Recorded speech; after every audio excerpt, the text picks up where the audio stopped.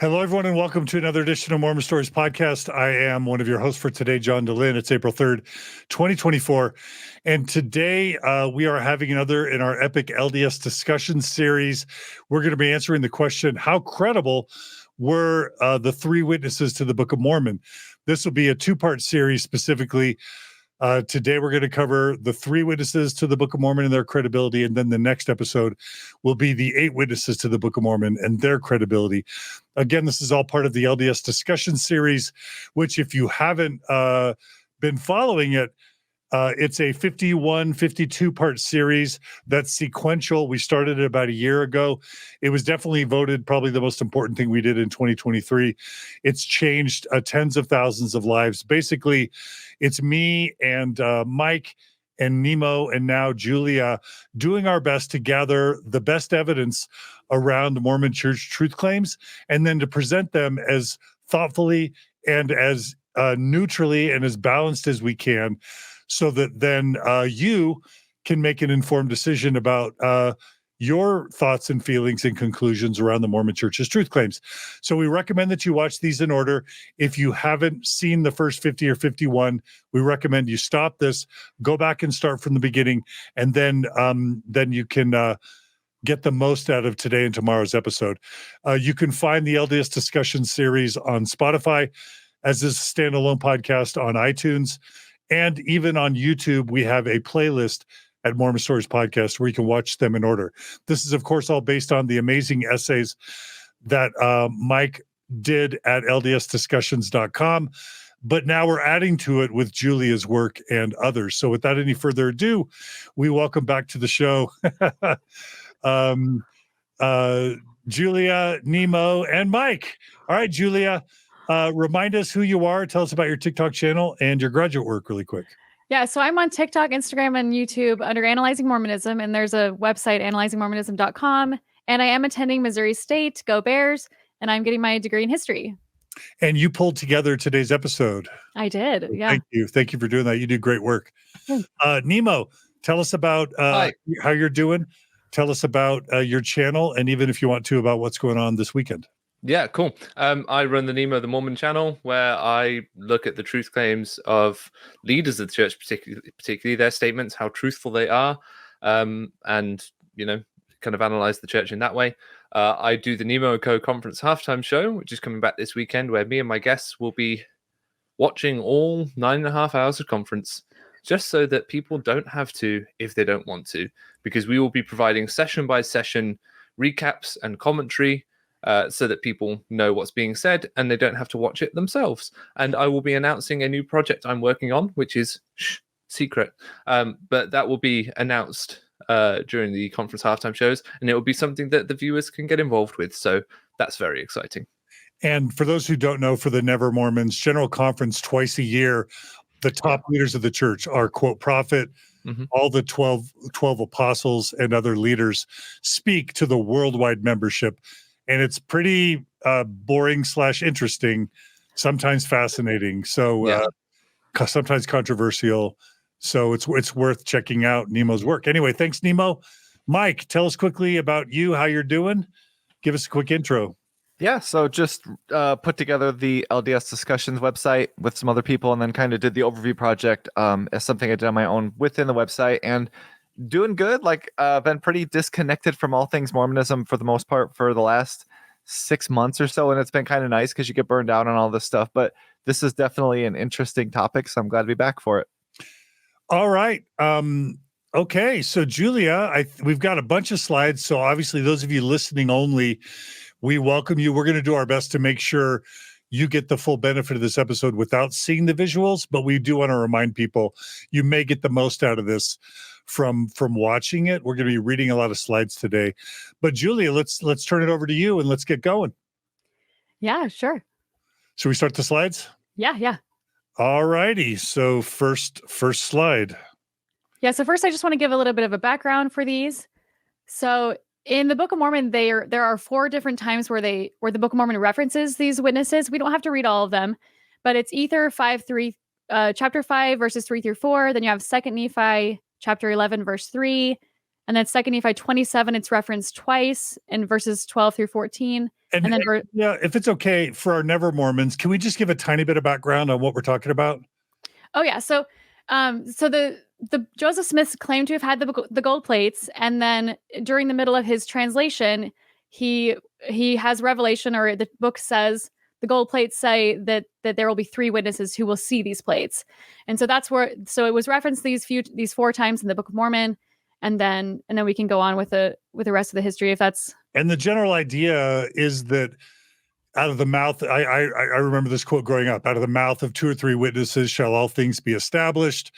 And then, once these witnesses allegedly handled the plates and saw them and saw God or Jesus or the angels or whatever they did or didn't see, then they write this down, and it's in the Book of Mormon, one of the opening pages. And then for like 2 centuries after, when anyone challenges Joseph Smith's claims to have seen gold plates or to have translated the book or to have seen divine spirits or whatever, the Mormon church would say, well, there's the 3 witnesses and the 8 witnesses. So how, touche, checkmate. How are you going to argue with 3 witnesses and 8 witnesses? Is that right? Is that yeah. That's a great summary. Okay. So I just wanted to, for our Never Mormons, I just wanted to level set on that. Okay. So we're jumping to that first slide because the Book of Mormon, I guess, quote, prophesies or predicts these witnesses, right? Okay. Right. Keep going, Julia. Yeah, so I just wanted to point out that there was 4 times where that happens in the Book of Mormon. And then again, let's read a couple. Let's go ahead and read a couple. Sure. So in Ether 5, 3 through 4, this is the first time, even though Ether's later in the book, he doesn't, the rest of those he writes last, like he writes 2 Nephi later. So the first time he references it is in Ether. And unto 3 shall they be shown by the power of God, wherefore they shall know of a surety that these things are true. And in the mouth of 3 witnesses shall these things be established. And the testimony of 3, and this work, in the which shall be shown forth the power of God, and also his word, of which the Father and the Son and the Holy Ghost bear record. And all this shall stand as a testimony against the world at the last day. Maybe should we read one more? Sure. Nemo, do you want to read one? Absolutely. I'll read 2 Nephi 27:22.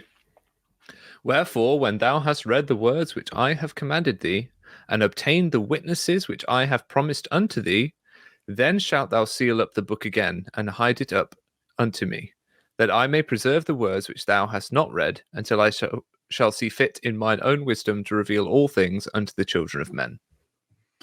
And Julia, just so I understand, there's 2 options. One is that ancient Native American prophets etched these words into the golden plates, predicting that these 3 witnesses would bear witness to the Book of Mormon. That's option 1. And then option 2 is that Joseph Smith is writing this book, and then he's thinking, how am I going to make people believe that I'm actually looking at plates when I didn't allow anyone to actually see the plates? In fact, I've hid them. I've either the plates didn't exist or I meticulously hid them from everyone. How am I going to get people to believe it? And so as he's finishing the Book of Mormon, he comes up with this idea. I'm going to be showing them to 3 people, and or at least finding 3 people that I can convince to claim that they saw the plates, so that then there'll be additional witnesses in addition to me. Did I get that right? And Mike and Nemo, you can add. I just want to make sure I and our viewers understand what's going on here. I've got a third one. Okay, Nemo. So, because I think you started by saying that the prophets put it in there as an instruction for Joseph. The third option, just so we can't be accused of creating false binaries, is that they wrote this book, Joseph read it and saw all these references to 3 witnesses and was like, that might be a good idea to then get, he may have taken that as inspiration to then find himself 3 witnesses for the plates, whereas it's not like necessarily a direct command. So that's the third option, so that no one can accuse you of creating a false binary.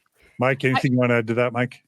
No, I think that there's a power to having people sign a statement to say that it's real, because, as Joseph Smith is doing, however you want to say it, writing, translating the Book of Mormon, you've got people around him who are fascinated by it. You got people reporting on it in not the best ways.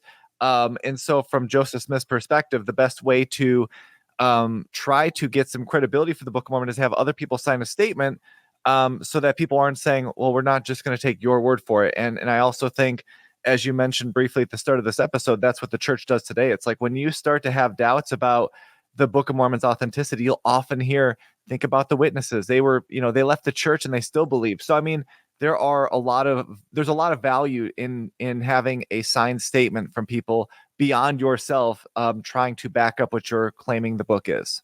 Okay, Julie, did you want to add something? Yeah, I wanted to also note that during this translation process, we're not talking about the translation here, but there were at least 7 scribes, including Martin Harris and Oliver Cowdery, who were the 2 of the 3. They did not see the plates during this process. Martin Harris talks about there being a screen between him and Joseph, who had the plates. They also talk about how Joseph put his face in a hat and the plates were nowhere in the building, or they were hidden under a cloth, things like that. So the scribes never saw the plates. And so Joseph is needing, or the Lord needs, however you want to view it, somebody to see these plates to have other people believe that these plates exist. Got it. Okay, great. All right.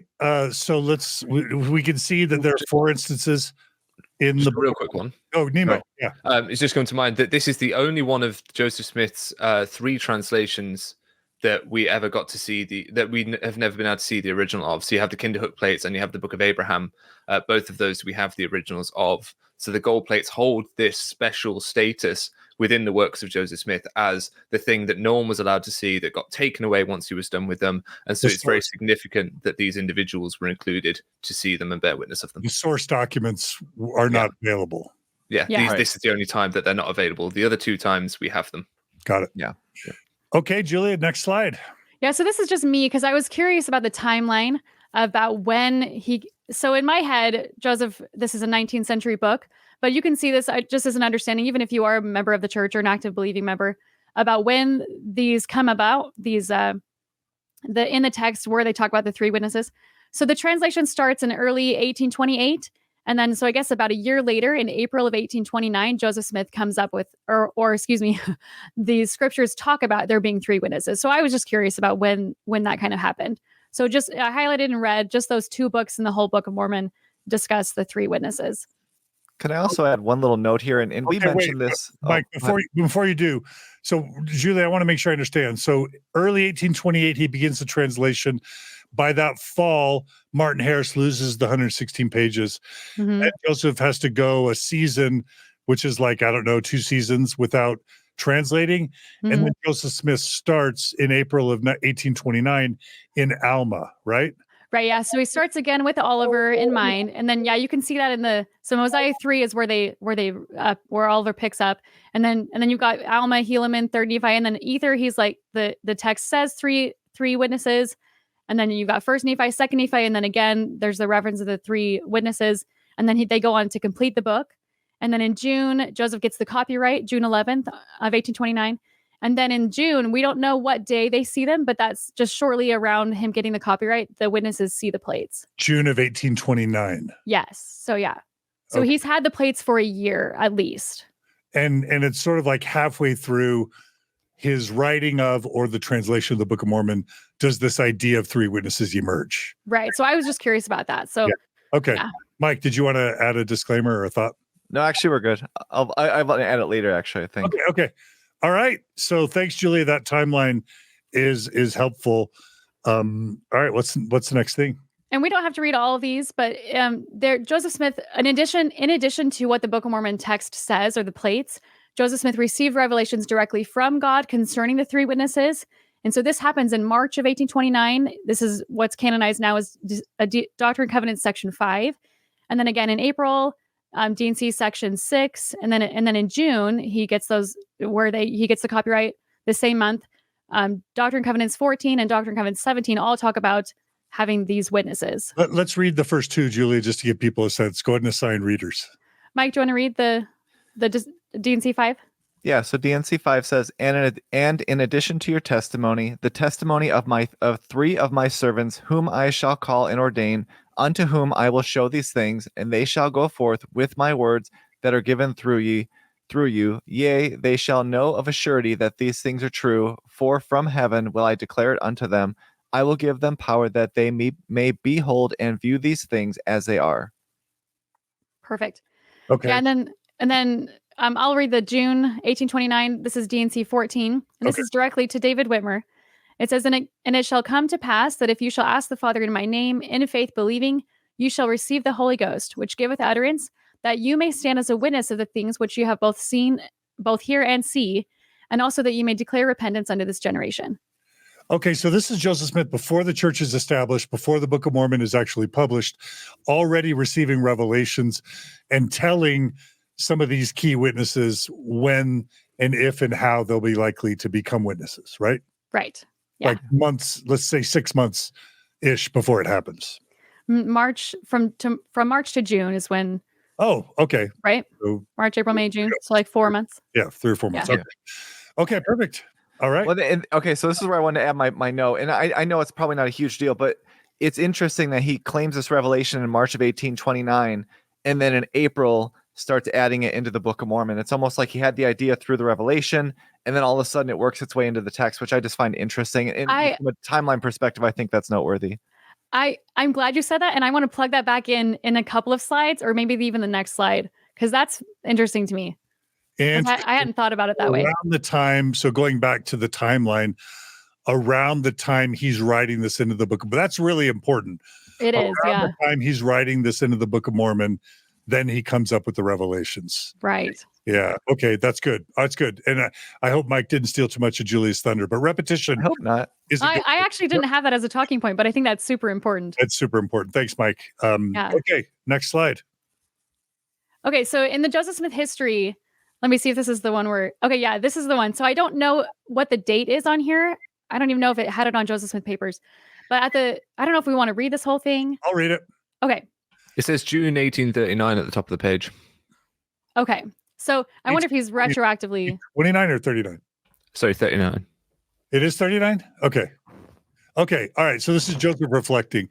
In the course of the work of translation, we ascertained that 3 special witnesses were to be provided by the Lord, to whom he would grant that they should see the plates from which this work, the Book of Mormon, should be translated, and that these witnesses should bear record of the same, as will be found recorded, Book of Mormon, first edition. And then it goes on, almost immediately after we had made this discovery, it occurred to Oliver Cowdery, David Whitmer, and the aforementioned Martin Harris, who had come to inquire after our progress in the work, that they would have me inquire of the Lord to know if they might not obtain of him to be these 3 special witnesses. And finally, they became so very solicitous and teased me so much that at length I complied, and through the Urim and Thummim I obtained of the Lord for them the following revelation. That's interesting. It's almost like, is that how it works? If you bother Joseph Smith enough, you get to become a witness? That's interesting. It makes me wonder, because in the ether, I'm not sure if it's specifically talking about the 3 witnesses, or if it's sort of like, it seems to have the same language as the New Testament, where it's like, oh, from the mouth of 2 or 3 witnesses shall my word be established, that type of language. And so I wonder if they heard that and they're like, well, maybe they started teasing Joseph. And then I wonder if maybe he then in March, he comes up with these revelations and then puts that in the text of the Book of Mormon in Ether in 2nd Nephi. That's just what I was thinking when Mike was talking. Sorry, and it was 1829. Sorry, it was. Okay. Double checked. June Okay. 1829. But still, he's or reflecting on these things happening. Yeah, I mean, I think, man, I could have swore we had mentioned this in our episode on Revelation, but there's a few points where Joseph Smith is either getting revelations or things are happening around him that just happen to make it into the Book of Mormon around that time, and it just shows how, as I put it at the time, it's very convenient. And so in this case, it's just, think of the difference between Joseph Smith saying, they kept bothering me, and yeah, of course I went and I prayed and got the answer, versus 2024, where the church is like, yeah, I know all of you guys want to know who Heavenly Mother is or what our stance is on certain positions, but we don't get answers like that. It just shows how Joseph Smith got answers whenever he needed them to, and leaders today have nothing. And it's just interesting. Yeah. Yeah, agreed. That's good. Okay, next slide. Okay, so this is just me summarizing the story of the 3 witnesses from the history of the church. And I don't know if somebody can do a better job. I don't know if we need to read it or if I can just summarize it. So, Yeah, go ahead. Okay, so we in the history of the church, we read about Joseph Smith going with Martin Harris, David Whitmer, and Oliver Cowdery, and it says specifically into the woods to obtain the witness. So after praying for some time, Martin proposes that he should withdraw because he thinks he's the problem. He thinks due to sin or whatever, he's causing this event not to happen. We're praying to get a visitation from who? From God and Jesus, or from Moroni, or who? I think Joseph was clear that the angel Moroni would show up and he would show them the plates. And so they're all kneeling in the forest with Joseph, Martin, Oliver, and David. and the angel doesn't show up, Right. Martin thinks he's the problem and he leaves. Keep going. So Martin goes, and so the rest continue praying. And then as they're praying, the angel does appear and shows them the plates. And then Joseph says that after they all obtain their witness, he goes and he finds Martin praying, and then he prays with Martin, and then Martin is able to see the angel with the plates, and he says, it is enough, like I've seen, and he gives this sort of testimony. So that's just the canonized history of the church. You'll see it in their videos and in obviously the history of the church. So that's just the general story. Do you have commentary on that later, Julia, about, like, Fawn Brodie talks about that a little bit, and there's a way to make sense of that from a secular perspective? I don't want to steal thunder. Do you talk about that later? Go ahead and say it. Okay. I tie it in differently, though. I'll ask Mike and Nemo if they have thoughts about that first, and then I'll add it if they don't. I do have a thought. It's not what you're going to say necessarily, John, but I think it does smack a lot of Joseph Smith's days of treasure digging.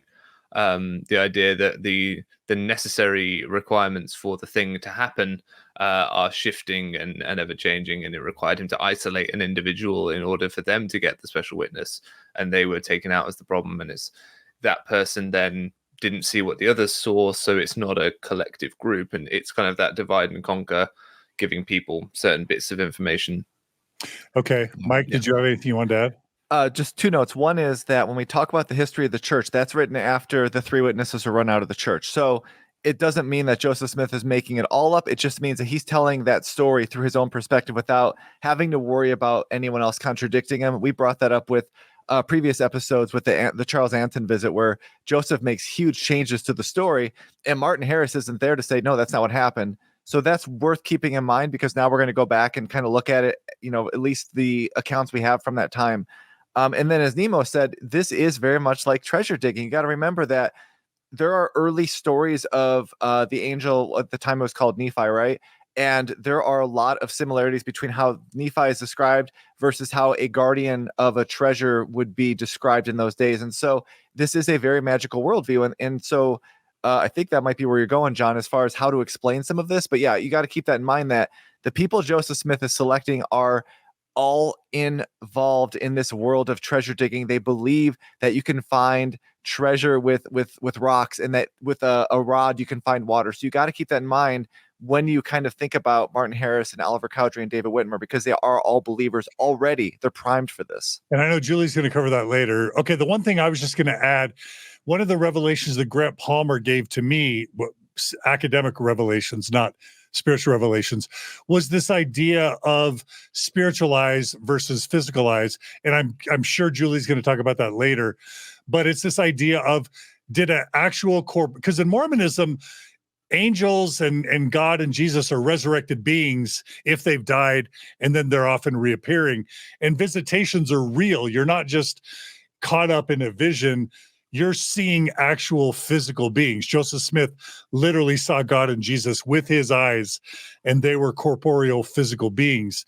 And already, why would Martin Harris, if Angel Moroni appears presumably as a resurrected being, why would Martin struggle to see him? He's either physically there or not. And if Joseph and Oliver and David can see him, then Martin could see him, whether or not Martin's having indigestion or a bad day. So already this is making me wonder if this is kind of the spiritual eyes idea. And Fawn Brodie talks about this later. Fawn Brodie talks about this in No Man Knows My History, that her theory is that maybe Joseph was able to whip people up into sort of concocting in their brain a vision, sort of like, can you see it now? Let me describe it to you. Can you see it now? And then people would, in their mind's eye, see it versus an actual being appearing and seeing it with their physical eyes. And this is already starting to make me wonder that it's probably not the physical appearance, which is the problem. Well, so I wanted to add too, if I can just take a moment. So another thing is that my thoughts of whenever you were talking, I was like, maybe it's the angel can't be in the presence of sin or people who are having bad thoughts. Maybe that's just like, I don't know. And so maybe that's why Martin Harris had to leave.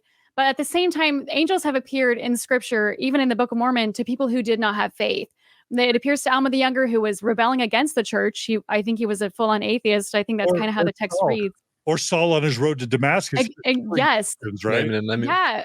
Yeah. So there's so many instances where angels appear physically without the person having faith. So Martin leaving would lead me to believe, like you just said, John, is that this seems to be or I guess Fawn Brodie, this seems to be more of a visionary experience rather than an actual person showing up. And that comes up in their affidavits later, right? Right. Can we, is this a good time to mention that we do have a very good account of how Joseph Smith might be able to work people through visions, or should we wait till later on that? You talk about that, Julia? With Sidney Rigdon? Yeah. I don't have any specific slides on it, so you're wherever you feel good to plug it in. Go ahead, Mike. Yeah, so this is one of those things, like we talk in different episodes about there's certain events within Mormonism that you can really grab to kind of understand better how Joseph Smith is doing it, or how some of these pieces fit together. And so Joseph Smith and Sidney Rigdon are basically, they're in the Kirtland Temple, right? It's is it DNC 76, I think? I could be wrong on that. But anyways, they're in here, and basically this vision is Joseph Smith saying, I see XYZ. Do you see it? And Sidney Rigdon says, I do. I see it. I see XYZ. Do you see it? Joseph says, I do see it. And so it's really interesting because Joseph Smith is, there's an account, because kind of like what you just said about how if an angel came and Martin Harris walks away, he's like, 50 yards away, he's going to look and say, oh crap, he just came, I'm going to go back over there. No one else in the temple sees what Joseph and Sidney Rigdon are seeing. So they're watching the two of them talk to each other, but they're not witnessing anything because nothing is actually happening. But what's interesting is in the account, they talk about how Joseph Smith sits, this is Philo Dibble, and he says, Joseph sat firmly and calmly while Sidney Rigdon sat limp and pale and as limber as a rag. So basically, Joseph Smith is in control of this, and he has no issue. Sidney Rigdon is really worked up. He's sweating. He's about to pass out. He's pale and all this stuff. And it just shows how Joseph Smith has this ability to get people to kind of see it. And it's the same thing, again, going back to treasure digging. Joseph Smith has made a living, maybe not great, but he's been able to get money out of people by convincing them that there's something there when there clearly is not. Yeah, that was his superpower, in my opinion, prior to 1830, because even the people that didn't see the treasure believed that Joseph Smith had power to find treasure, even though he never found treasure. So clearly he's able to convince people to believe things even when they don't see the things with their physical eyes. That's clearly his talent, and it's very likely what's going on here. Yeah. Okay. Yeah. All right. Great analysis, everyone. All right. Next slide. Julia. Okay. So this one, we'll talk about this more later, but in another revelation, June of 1829, this is DNC 17, Joseph, it says that this revelation was given previous to them having a view of the plates. And he goes through and he lists off different items that they will see. He says, you shall have a view of the plate and also the breastplate, the sword of Laban, the Urim and Thummim, and the directors, which he means I guess that's the Liahona, because in the Book of Mormon, the Urim and Thummim is called director, so that's kind of confusing. But then it says that, and I highlighted in blue different parts where it says, by your faith, you'll see these things by that faith. After you have obtained faith, it is because he had faith that Joseph Smith was able to see these things. And then he also says, and one of the things I think is really important, God is commanding them. He says, you shall testify of them, of witnessing these things, by the power of God. And this you shall do, that my servant Joseph Smith Jr. may not be destroyed. Interesting. What do you make of that, Julia? Well, so we'll look at it later. There was other witnesses that said if anyone saw these plates, not with God's commandment, God would destroy Joseph Smith. And so God is giving his okay here to say, okay, because I'm giving permission, they can view the plates, and they're only going to view them so that they can testify. And if they don't testify, then Joseph's going to be destroyed. And we'll see those again later. So I thought that was interesting, but also the parts where it talks about having faith. Again, like angels have appeared in scripture references without people having faith. Also seeing a thing, like, or even doubting Thomas, he sees Christ. He didn't have to have faith because Christ is there. And then like, if a thing actually exists and you're going to show it to them, nobody needs to have faith. You just show it to them. And so I just thought that was important to point out. And Julie, as I'm reading this, the way I would interpret it, not hearing your context, when it says, and you shall testify of them by the power of God, and this you shall do, that my servant Joseph Smith Jr. may not be destroyed. I'm thinking that What God's saying is that there'll be a lot of people inclined to not only not believe Joseph, but to potentially be an antagonist to him or kill him, except for the fact that now there'll be other people who can witness to having seen the plates. So the world won't want to kill Joseph. That's how I'm reading it. And that's absolutely a good way to see it too. I just seeing it in further context or seeing other sources made me think the other way. But yeah, I think that's a good way to read it as well. Okay. Yeah.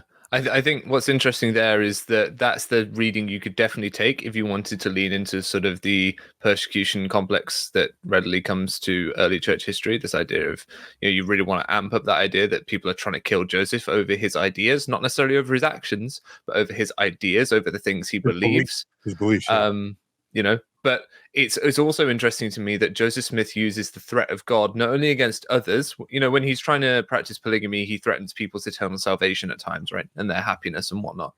But he also uses threats that God would make against him. So he's saying, "Oh, look, God's going to destroy me if you guys don't, get a witness of these plates. God's going to destroy me if I don't practice polygamy, and angels come and told me I will be destroyed." So it's an interesting psychological thing he does, not to threaten others, but to threaten himself. And he's built this relationship with people where, oh, well, we don't want him to get hurt, so we'll do this for him because we follow Joseph. It's just interesting. He puts himself under threat as much as he puts others under threat. Mormons believe that the God that Joseph was talking to is actually Jesus Christ or Jehovah. I'm so tired of Mormon Jesus wanting to destroy everybody, wanting to destroy Joseph if the girls won't marry him, wanting to destroy Emma if she won't let Joseph have the plural wives. Yeah. Like, I'm so tired of Mormon Jesus so eager to destroy people if they don't do exactly what he says. To be a bit glib, I thought Mormon Jesus had chilled out once he came to Earth, and he'd experienced what it was like to be mortal, and I thought he'd kind of got it. He realized it was all good because he was getting raging in the Old Testament, and I thought he mellowed, but he seems to have got raging again. He's like 2 seconds away from destroying pretty much everybody. In the Book of Mormon, he's destroying entire civilizations with earthquakes just because Jesus comes. That's annoying. It's convenient, right? And that's the thing. So Joseph Smith, like Nemo mentioned with polygamy, it's very convenient to say, hey, Lucy Walker, if you don't marry and have sex with me, it's not, you're going to lose your salvation, but I'm going to get killed because of it. Do you really want your prophet to be killed? And with the witnesses, it's just as powerful because these people are, like I said earlier, they're from that magical worldview. They're sitting around, they're seeing Joseph Smith do his thing. They're full believers. This is not, I don't believe this is a con. I think they really believe it. So it's a really powerful kind of twist to make it about you being destroyed as opposed to saying, if you guys don't testify to the world, you'll be destroyed. It's like, no, you're putting it on me.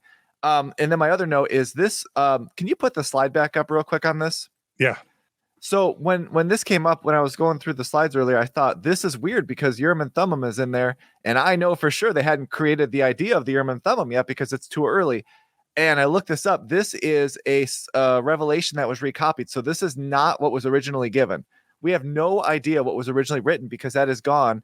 And the Joseph Smith's Papers Project says that John Whitmer copied this revelation that was believed to have been given in March of, or copied this revelation circa March 1831 into Revelation Book 1, but the page on which it was copied was removed at some point from that volume and is no longer extant, which means we don't have the original revelation. For unknown reasons, the printers of the Book of Commandments chose not to include this revelation text in that volume. Some language used in the version copied in Revelation Book 2 does not fit in 1829 context, such as the fact that they made up the Urim and Thummim, which we discussed in a previous episode. That is completely retrofitted, suggesting that the version was modified from the original. There's no suggesting it's absolutely modified. Although the degree of modification cannot be known. That's true. We don't know how much. But what I'm saying is this revelation is probably adding in a ton of stuff. This is likely written at the earliest in 1834, possibly later. So all of this stuff is being retrofitted back in. So we have no idea what the actual revelation is, but this is definitely not it. Awesome. Can I just ask John a real quick question before we move on? Yeah, sure. Just from a psychological perspective, I've just had a thought, right? Joseph Smith, if he's trying to get people to do what he wants, he's got a toolbox of methods that he can use to try and, I'm not going to use the word manipulate, but to try and get people to do what he wants, right? One of them is to threaten people directly. One of them is to threaten someone directly with this deity that he speaks for. But I guess what I kind of was touching on earlier, but it's just come more clear to me, is that what he's doing by telling people he'll be destroyed if they don't do X or Y, he's offering someone an opportunity to save him. He's giving someone the opportunity to be the hero. And that seems to me that will do things very differently to someone psychologically, offering them the chance to be the hero rather than making them the victim of the scenario. Yeah, who doesn't want to be a hero, right? Exactly. Who doesn't want to save the prophet of God? Yeah, that's good. Yeah, just a thought. Thanks, Nemo. All right, good analysis. All right, let's go to the next slide. Yeah, so I wanted to point out, so this is the whole text of the testimony of the three witnesses. And I don't know, again, if we should read the whole thing. Yeah, let's just go ahead and read things when they're on the slide. Sure. Okay. Mike, Okay, go ahead. Mike, do you want to read this one? Yeah. Be it known unto all nations, kindreds, tongues, and people, unto whom this work shall come, that we, through the grace of God the Father and our Lord Jesus Christ, have seen the plates which contain this record, which is a record of the people of Nephi, and also of the Lamanites, their brethren, and also of the people of Jared, who came from the tower of which hath been spoken. And we also know that they have been translated by the gift and power of God, for his voice hath declared unto us. Wherefore we know of a surety that the work is true, and we testify that we have seen the engravings which are upon the plates, and they have been shown unto us by the power of God, and not of man. And we declare with words of soberness that an angel of God came down from heaven, and he brought and laid before our eyes that we beheld and saw the plates and the engravings thereon. And we know that this is by the grace of God the Father and our Lord Jesus Christ, that we beheld and bear record that these things are true, and it is marvelous in our eyes. Nevertheless, the voice of God commanded us that we should bear record of it. Wherefore, to be obedient unto the commandments of God, we bear testimony of these things. And we know that if we are faithful in Christ, we shall rid our garments of the blood of all men, and be found spotless before the judgment seat of Christ, and shall dwell with him eternally in the heavens. And the honor be to the Father, and to the Son, and to the Holy Ghost, which is one God. Amen. Okay, so they're seeing the angel Moroni presumptuously. They're seeing the golden plates, and they're seeing the engravings on the plates. That's what I got. Yes. And that's why I highlighted those in red, because which I think is interesting. And Mike, I'm glad you gave that background because I'm not familiar with that. I'm glad you said that about that being dated later. Because Joseph was saying in the other revelation that they're going to see, I don't know how many other items, the sword of Laban, the Liahona, the Urim and Thummim. But the witnesses, when they sign the document, they say they only see the two things, the gold plates with engravings and the angel. And I just thought that was really interesting to pull out as well. And also that it mentions the honor be to the Father and to the Son and to the Holy Ghost, which is one God. Now, what we know, one of the major differences between the first and second edition of the Book of Mormon was that it changed Joseph Smith's nominally sort of Trinitarian view of deity to a more Mormon view as we would know it now of three separate personages. But this hasn't been changed. And so I think this points to, this is a remnant of that earlier view of the people in the church at the time, that they were viewing a more Trinitarian. I know some people will argue when I use the word Trinitarian, there is a proper word for exactly what it was. I just can't remember it. I think it's modalism. Yes, for the Book of Mormon? modalist. Yeah. We know if the church changed this written testimony afterwards, or did they leave it the same?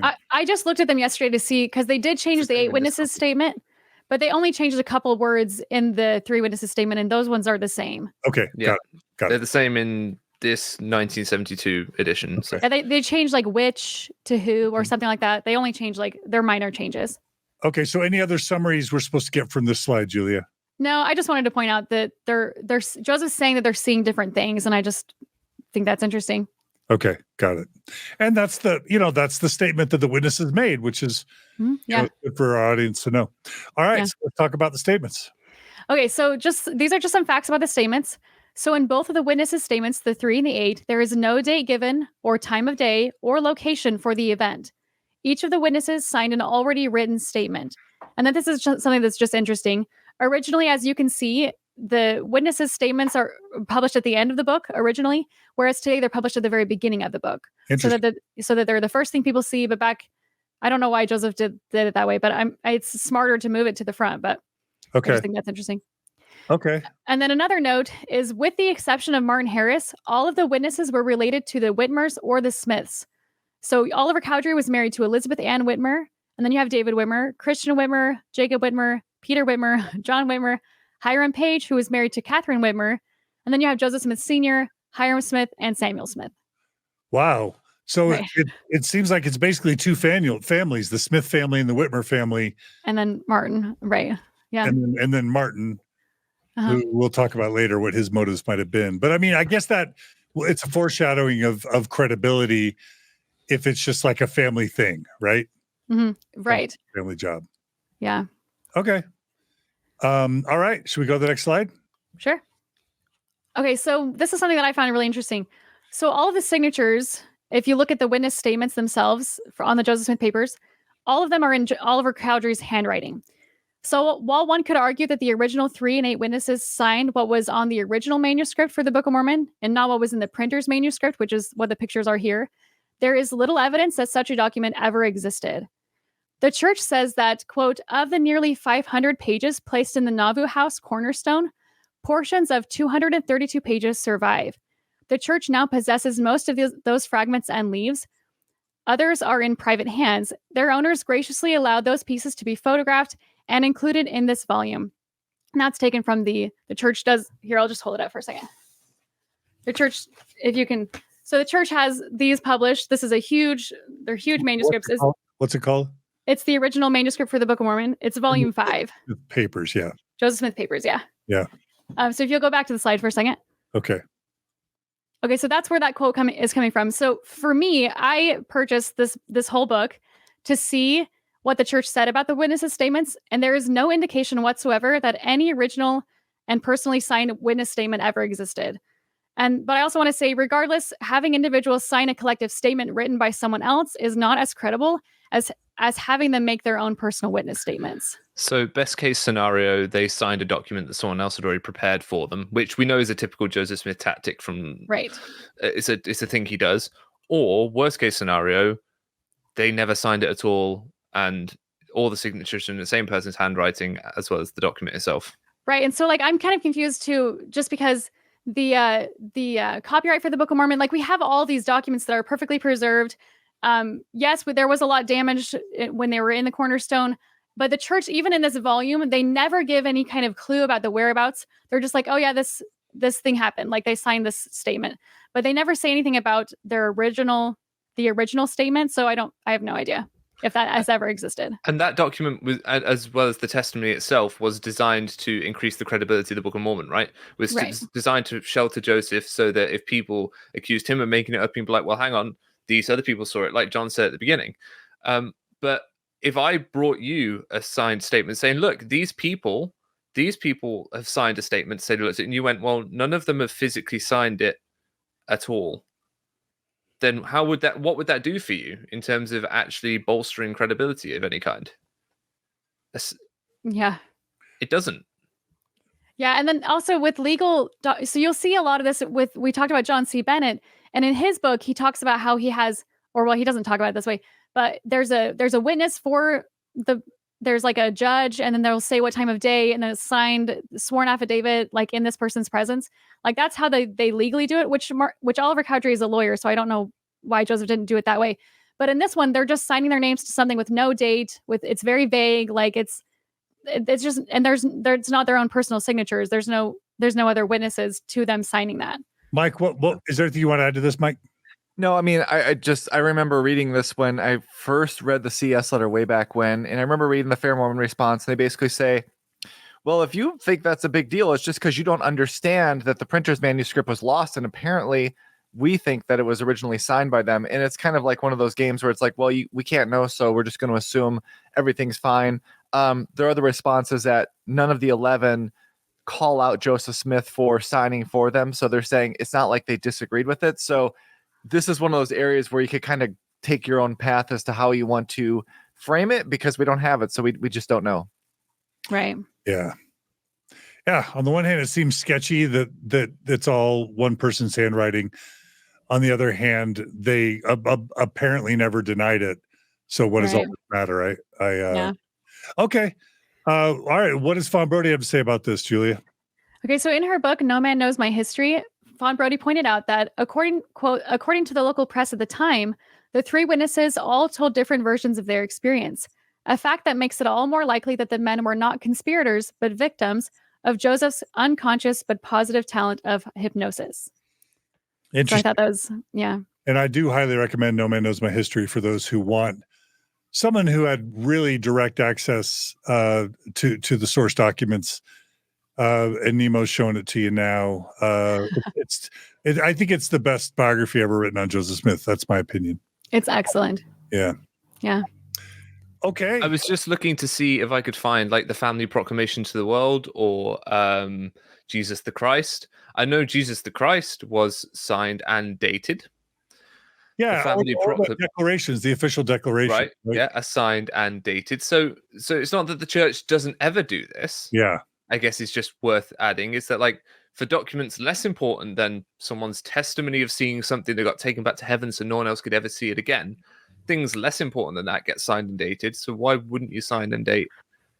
I mean, it is now thinking about it now, it is kind of sketchy. Why not just write the names in a list? Why write them as if they're signatures if they're not signatures? Yeah. Right? Well, I guess so. This is the printer's manuscript, so it's all the whole thing is written in Martin or in Oliver Cowdery's handwriting. So, like, I don't want to say that he's like forging their signatures. They're not written like in a sentence. Oh yeah, that's true. Style. They're written, as if someone's signing them below each signature. Another signature appears. That's just a little weird. All right, we beat a dead horse. Yeah. Okay. I just wanted to point that out. Okay. So I just wanted to point these out as well. So according to a presentation given by Richard Lloyd Anderson during a fair conference in 2004, he gave some numbers for the Book of Mormon witnesses where, quote, where they said something about the Book of Mormon. And he says, and I don't know the numbers, so that's why I'm pulling from him So he says Martin Harris was interviewed 50 times and Oliver Cowdery was interviewed 30 times throughout their lives. And then David Whitmer was interviewed a minimum of 70 times. And so while I don't quite follow his math, Richard Lloyd Anderson says, quote, so I've got about 200 times when one of the witnesses said, I did sign the statement, quote, the statement means what it says, quote, I saw the angel, quote, I saw the plates, or in the case of the 8 witnesses, quote, I handled the plates. So 200 very positive and specific statements in many cases. And I'm dealing today, this is during his presentation, with about 8 or 10 documents, in other words, 5%. And the question is, do you believe the 95%? Or do you believe the 5%? I'm sorry. The word about is doing a lot of heavy lifting in that sentence. About 200. It's 150. Right. I don't know if I understood What's your answer? And then I want to hear other people's answer. Why is it that a checkmate? 95% versus 5%, Julia? Well, if you skip to the other slide, I put my response up on the slide. Okay, here we go. So I say, while he is correct that 8 or 10 documents give a different answer as to whether the witnesses saw the angel in the plates, the question in my mind of these documents is not whether to believe the 5% over the 95%. The question is, does the 5% change our understanding of the 95%? Okay, and tell us what you mean by that. So like later we'll see this 5% or these 10 or 11 documents, they say that they only saw the plates in a vision. And even one time David Whitmer says, of course it was in a vision. That's how you see spiritual things. And like, if you frame it all with that mindset, like this is how Joseph Smith, like you're talking about with Mike, with Sidney Rigdon, this is how Joseph views revelations. This is how he walks other people through revelations, is through visions or through, yeah. And so like, that's just how, anyway, so seeing the 5 kind of helps you reframe the 95% is what I mean. Okay. Mike, do you have a response to Anderson at all? No, I think we did an episode on apologetics, and this is kind of that thing where, I don't want to say I know they love to use the term gish gallop, which is where you throw a bunch of stuff together. It doesn't all quite work, but because you're giving a lot, it really makes it seem like a stronger argument. And I think what he's doing is he's trying to deflect by saying it's just a few statements. We don't have to worry about it. It would be like saying the Book of Mormon is 270,000 words. So it doesn't matter that they change 50 words that change our complete meaning of God, because the other 272,950 are the same. It doesn't matter, because what Julia said is true. What the differences are is how we can better understand and kind of recreate what might have happened. And so it really is more of a deflection than it is anything else. Yeah. What he's trying to do is create a false binary by saying that we have to put these 95% against the 5% because they're at odds with each other, they're fighting each other, which is not the case at all. You would look at all the source documents available and you look at what they say in their entirety together about the circumstance. So you'll say, okay, what we can actually tell from that is on 95% of occasions, they didn't go into the level of detail where they would state that it was a spiritual vision or etc. But on 5% of occasions, they did give that further detail. They don't contradict one another. It's just that they weren't as detailed in 95% of cases. I mean, honestly, if this were a murder trial and the person accused of murder 95 times said he didn't do the murder, but then 5 times he said he did do the murder, would we just go with the 95 over the 5? Well, exactly. Or in 95% of interviews, he said, I was at home doing X, Y, and Z. But in 5% of them, he said, I was at home doing X, Y, and Z, and then adds an extra detail that actually indicts him. That extra detail matters. It does. It does. Right. I also wanted to just add something really quickly. It mentions in the statement of the witnesses, and they have been shown unto us by the power of God and not of man. To me, that's important language, because if they're physical beings and they're physical plates and they're just being shown, why does there need to be the power of God involved? It's just their physical being showing up and you're touching the plates and you're seeing the angel. And so to me, that's code word for spiritual eyes, seeing the vision in your mind, but not actually seeing something physical. So it's kind of like they want it both ways. They want to be able to give a disclaimer that, it was, a vision or by the power of God, but then they will also want to make it sound like it's super physical and super real. The only other point that I wanted to make is, why are they being interviewed 150 times? Why are people asking them over and over and over and over and over and over again? To me, that suggests that there's so much uncertainty or ambiguity that journalists continue to try and figure out, wait, did you see him physically? Did you touch him physically? Or was it your spiritual eyes and in a vision? Because to the world, there's a huge difference between seeing something in a vision and seeing something with your physical eyes and touching them with your physical hands. And the fact that they were interviewed 150 times or whatever suggests that people remained unsure until their deaths, maybe. I also wanted to point out that during this time, so the copyright page, the title page of the Book of Mormon was at the very end, and he doesn't get that. That's part of the copyright until June. So anyway, during this whole process of getting the witnesses, Joseph is still translating the plates. So Joseph has the physical plates that he got from the Hill Cumorah. And then he goes off in the woods with these 3 men. The angel appears with that same set of plates that the angel, I guess, had to whisk out of his house or the Whitmer's house or wherever they are. And so I just wanted to point that out, that Joseph is still translating at this time. He had the physical plates. The plates were taken by the angel, and the angel is appearing in the woods to show them these plates, which has caused some other theories to come up about there being 2 sets of plates and things like that with the 8 witnesses. And we'll get into that next through part 2 as well. But I just wanted to point that out. Just okay, an interesting thing. Okay, so Julia, one thing I asked you to add this morning was just to kind of profile these 3 men, Martin Harris, Oliver Cowdery, and David Whitmer. Just like, what was their character? What was their reputation? Because obviously, if somebody has a reputation of being honest, upstanding, of high intellect, of high moral character, that's different than if somebody is sort of known as of charlatan or sleazebag or a scumbag or is dumb or is prone to goofy supernatural thinking. Because not everybody in the 1820s had the magic worldview. Many did, but many didn't.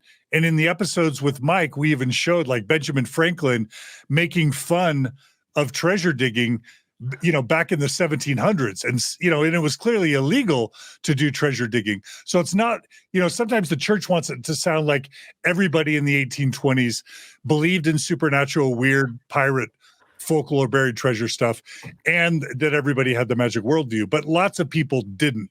So I wanted you to sort of let us know about the 3 witnesses and what you were able to find about them. So let's start with Martin Harris. So there's a lot on Martin Harris because to me, he's the most problematic. And I made TikToks about this as well, but I'll try to sum it up as best I can.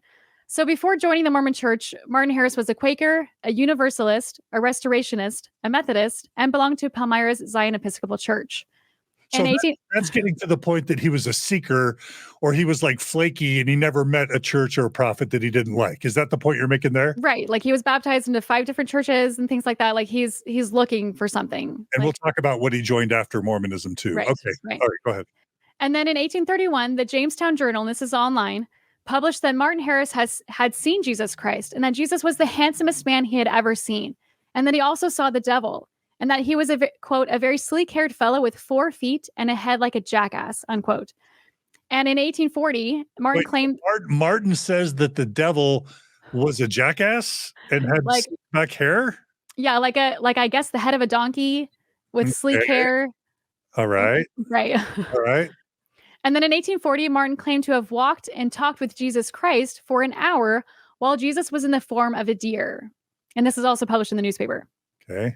And then according to G.W. Stoddard, Martin Harris was fretful, peevish, and quarrelsome, and he's a resident where he lives, Stoddard. And that Martin Harris would frequently abuse his wife. And according to Martin's wife, Lucy, Martin had a very quick temper, and he had frequent angry fits and would often abuse her. He would use a bullwhip. And she says, quote, in one of his fits of rage, he struck me with the butt end of a whip. My flesh was black and blue in many places, unquote.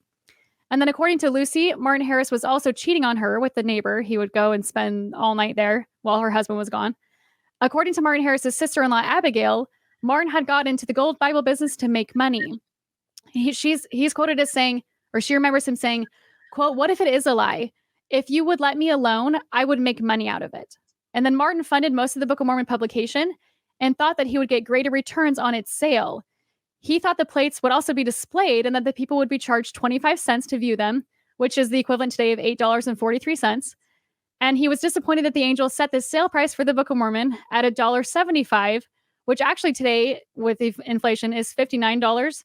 And then the angel reduced the price to $1.25, which is today $42 roughly. And Martin also prophesied many false things, like there would be no president after so many. I can't remember who the last one was. And then after so many years, everyone would convert to Mormonism, which those things didn't happen in the 1840s when he said that they would happen. And then he was corrected on many occasions for teaching false doctrine by Joseph corrected him because he was teaching false doctrine. And my biggest question is, if Martin Harris saw Jesus and the devil, why did we need Joseph Smith? Why wasn't Martin the prophet of the restoration? But Mike and Nemo, any reactions to that? I've got to be careful what I say here because Martin's clearly a fellow member of the Lazy Eye Brigade. So I want to, according to that portrait, I want to be careful. I think the difficult thing with this, I'll be quick, but the difficult thing with this is if you are willing to believe spectacular things from a religious perspective, then there is no reason why the things that we kind of laugh at a little bit here or that we kind of cringe at a little bit here about Martin Harris couldn't also be true.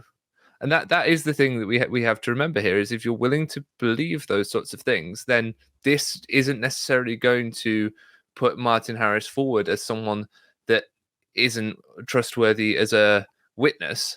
And then as for the behavior towards his wife, etc., well, the argument will be made that prophets aren't perfect, etc., because excuses can be made for bad behavior when you have a vested interest in someone being a positive figure in your religious movement. Okay. That's the point I would put across. Mike, anything you want to add? I just point out that this is exactly what we're talking about when we say that Joseph Smith is picking people specifically because they are primed and ready to believe that they're seeing what Joseph Smith is probably telling them. And when you look at what Martin Harris also claimed to see, which we all know didn't happen, we all know. I'm assuming we're all agreeing that God doesn't appear as a deer.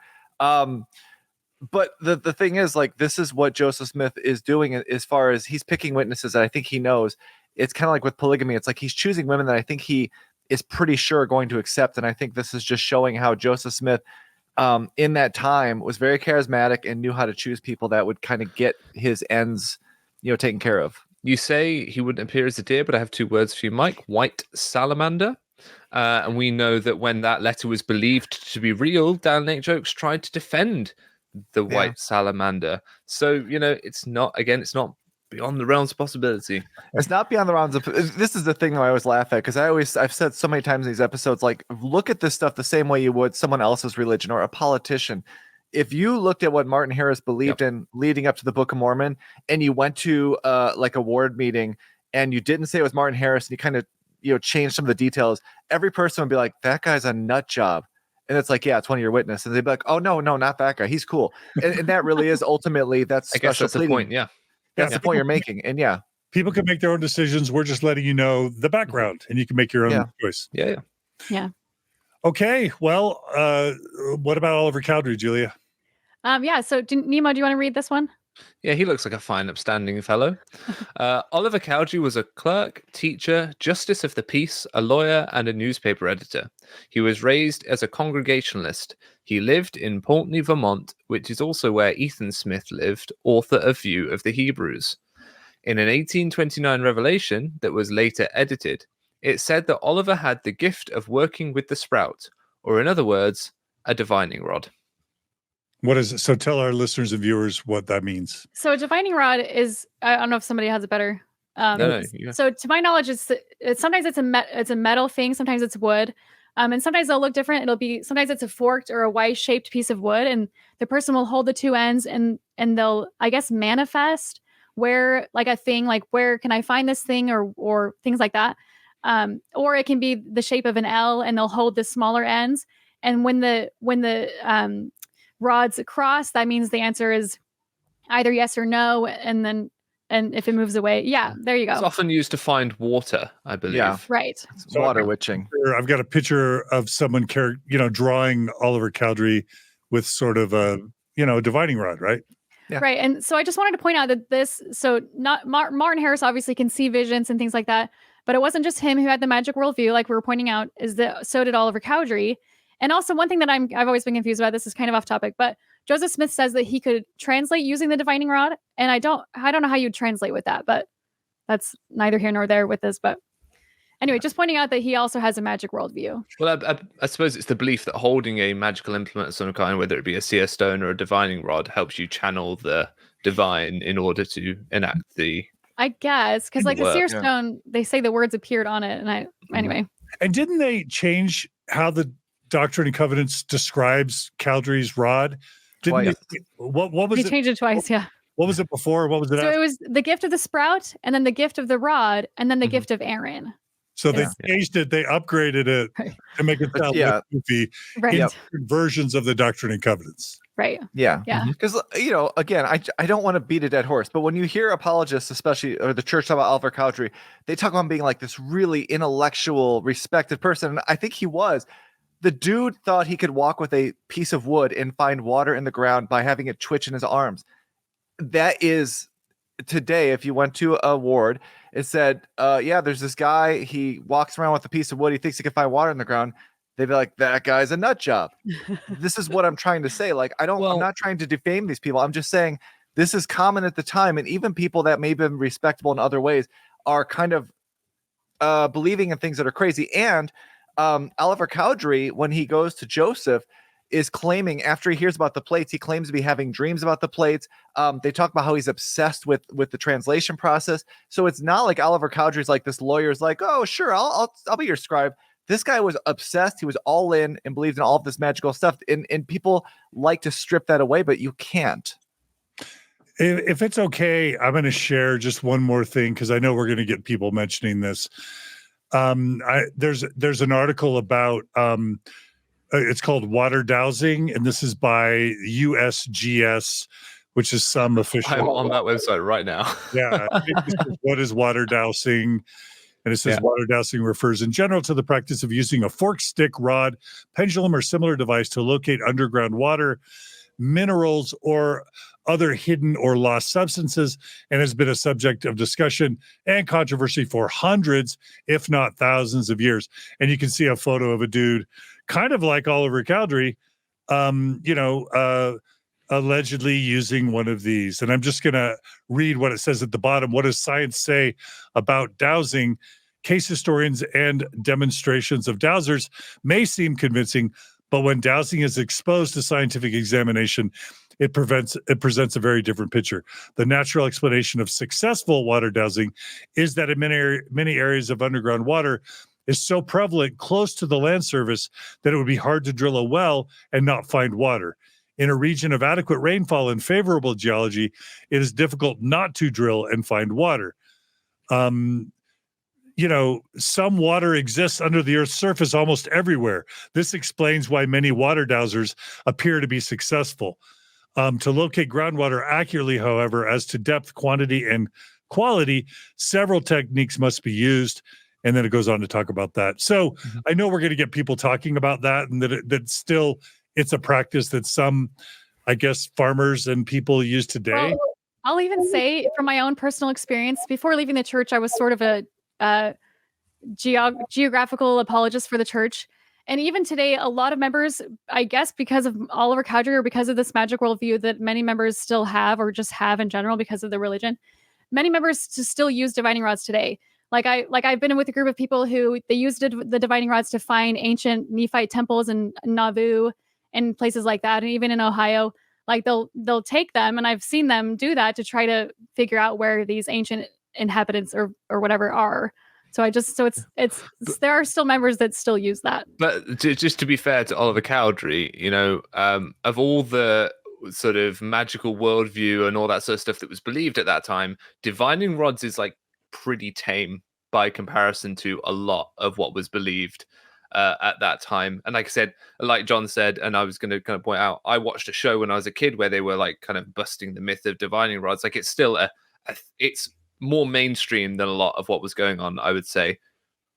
Yeah, just to be fair. And to the article's point, I mean, it talks about how if you dig somewhere, you're going to find water likely. So it's not like, of course, they're like, I told you guys my rod's better than yours. I found a bigger puddle than you. But at the same time, today we know it's nonsense. And so I guess that's why I'm just saying, like, this is when you talk about Oliver Cowdery, yes, he was, I think he was the most respected, certainly more than Martin Harris. But there are a lot of things that allowed him to be primed for this testimony and to be a part of this. And I will note, and this might not be as relevant to this part, but we do know that Oliver Cowdery was willing to make stuff up and to go along with lies in order to benefit himself and the church, which we talked about in the priesthood restoration episode. So while he may not have been willing to do that in 1829, we don't know, but he was willing to do it throughout his time in the church. Yeah. Okay, that's Oliver Cowdery. And now let's look at David Whitmer. Mike, do you want to read about David? David Whitmer was born in Pennsylvania, but his family was born in Germany. Before converting to Mormonism, the Whitmer family belonged to the German Reformed Church. David Whitmer believed in seer stones and had at least 2 of them himself. Well, yeah, so 10 a penny, those seer stones. Yeah, and you can see his seer stones. You can just Google them. You can see both of them. I don't know a lot about David Whitmer, but the Whitmer family had this perspective. Like even Hiram Page, one of the 8 witnesses, he also had a seer stone. They could see things, much like Joseph Smith's seer stone. So they were involved in the treasure digging folk magic seer stone business before Joseph ever produced the Book of Mormon or started the church. Yeah. I think that's really important to mention that they had their own seer stones, because that's where one of the apologists' sort of takes will be, right, we have the Urim and Thummim, and that's special and that's different. But even the church admitted for convenience, Joseph would use the single stone, and that single stone is so common that, Whitmer had 2 of them, other members of his family had them. I was being glib, but they're fairly common because you just find a stone that seems to speak to you in some way when you're digging a well or whatever, and that becomes your seer stone, right? Well, and then Joseph had, I think, 5 in his life. He had 5 different ones. And this always begs the question for me, just because I think it's important. Like, look, either seer stones have magical powers and should be used, or they shouldn't. Why isn't Russell M. Nelson using seer stones today and encouraging other members to use them? If not only Joseph Smith and Oliver Cowdery used them, but Martin Harris and the Chases and all the people around Joseph Smith used them. And if it was valid for Joseph Smith to use a seer stone translating the Book of Mormon, why are prophets, apostles, and members today all encouraged to use seer stones if apparently they're super good, useful things and not goofy, uncredible embarrassments? I think I can answer that. Okay. There's two answers. First is that according to Uchtdorf, seer stones have been surpassed by iPhones. They're much better. They're much more, they work better. And he has made that comparison. No, but that's silly because they can literally translate ancient Yeah, languages. Second, and I think most importantly, is that you've seen that video where Russell M. Nelson is sat in a church historic site and he takes the hat off the table and he goes, and sometimes he would put his head in, and he goes to do it. And he realizes, you can see the realization on his face. I know what this looks like. I know how this story comes across, and we do not want to peddle it because we know that actually you can see that he knows within himself to show what that looks like would actually undermine what they're trying to say. I mean, this is my seer stone back here. It's a piece of granite from Utah, right? It becomes nonsensical at that point. So I think Russell M. Nelson knows. I think the leaders of the church know what it looks like, and so I'll add to that as well. They were going to put the white hat in one of the recent videos that they produce for Nauvoo or wherever, the visitor centers, and they have the hat in there like for 2 seconds, but they never have him. They have pictures of it. You can see pictures of Joseph sitting, or the actor sitting with the hat, but they never put it in the video of him putting his face in the hat. I think they just know how ridiculous it looks. Yeah, that's just it. I mean, like, watch the South Park episode and then you know how stupid it is. And I will also point out, when we talk about seer stones, Hiram Page is one of the 8 witnesses. He is the guy that said he was getting revelations through his seer stone. The witnesses believe that he's getting real revelations. And Joseph Smith's like, nah, that's the devil. We're destroying that thing. So, I mean, yeah, they were using seer stones beyond Joseph Smith. That's part of the reason Joseph Smith is choosing them. And Joseph Smith then runs into issues where Hiram Page is like, dude, I'm getting my own revelations here. And it's so believable that the other witnesses are like, dude, check out Hiram Page. So it really is a battle of charisma, and it just shows why. Yeah, this is why the church doesn't use it today, because the leaders don't want members thinking they can get revelations from anyone but from the leaders, and the leaders know how stupid it looks. Let's just be honest. And if we look at history, it explains why the church hid the seer stone in the hat thing for 150 years. And I think it was Hugh Nibley. We covered this in one of the previous episodes. I think it was Hugh Nibley who said that if this seer stone in the hat treasure digging thing turns out to be true, it's going to be one of the biggest problems ever for the church. And it has turned out to be a big problem. Was it the Grand Richards that denied having it? I have a feel. I can't remember who was it. Yeah, I feel like it was the Grand Richards. Watch the past episodes because we cover all this. I think Hugh Nibley was about that 1826 trial record. I think was that where he was saying that could be one of the biggest problems, and then it ended up being a trial record. But yeah. Okay, well, so I guess the summary is certainly all 3 of them had a magic worldview. Certainly all of them were related to Joseph Smith, which means that there was a family connection there. Or in the case of Martin, he was in it for maybe money reasons. Apparently he was in it for the money. And they had some goofy worldviews, right? They weren't scientists and super respected scholars and thoughtful people, for example. And again, just really quick, what's interesting is that Martin Harris envisaged that they would charge for people to see the gold plates. They didn't, but they did charge later on for people to see the papyri, if I'm not mistaken. Yeah. Yeah, but that was for Lucy. Lucy got the money for that one, though. Yeah. So, his mom. Martin must have been annoyed. Yeah. Okay, so what are we going to say about Martin Harris now? Okay, so these are some sources going through with Martin Harris seeing the plates. This one is kind of different. This is later in 1834. Okay, wait. So now we covering when their accounts are different than what we just got through reading and exploring. Yes. Okay. And so this one's a little bit different because it's coming out in 1834, so it's after the witness statements. But this is Isaac Hale. This is Emma, Joseph's father-in-law, talking, and he's sharing this experience that Martin is sharing with him. John, do you want to read this? Yeah. Okay. So this is Emma's dad, Isaac, and this is from the Susquehanna Register, May 1st, 1834. So this would have been 5 years after it occurred. And clearly, Isaac Hale was close to these events. He writes, quoted, "It was said that Harris wrote down 116 pages and lost them. Soon after this happened, Martin Harris informed me that he must have a greater witness and said that he had talked with Joseph about it. Joseph informed him that he could not or durst not show him the plates, but that he, Joseph, would go into the woods where the Book of Plates was, and that after he came back, Harris should follow his track in the snow and find the book and examine it for himself. Harris informed me afterwards that he followed Smith's directions and could not find the plates and was still dissatisfied. Okay, Julie, I've got two things there. One is, why all this goofiness? Like if God is going to show Martin Harris the plates later, and if earlier Martin was literally allegedly in the room with Joseph while Joseph was allegedly translating the plates, why wouldn't God just let Martin Harris see him while he's acting as a scribe, let alone all this goofiness and making him wait until the end? That's the first question I have. And then the second question is, why this different account from Isaac Hale where Martin was supposed to go out and find them himself? That seems contradictory. Right. It continues on the next slide. I don't know if we want to look at that. Let's do it. Do you want, who do you want to read? You want me to continue? Oh yeah, you can just keep going if you don't mind. The next day after this happened, I went to the house where Joseph Smith Jr. lived and where he and Harris were engaged in their translation of the book.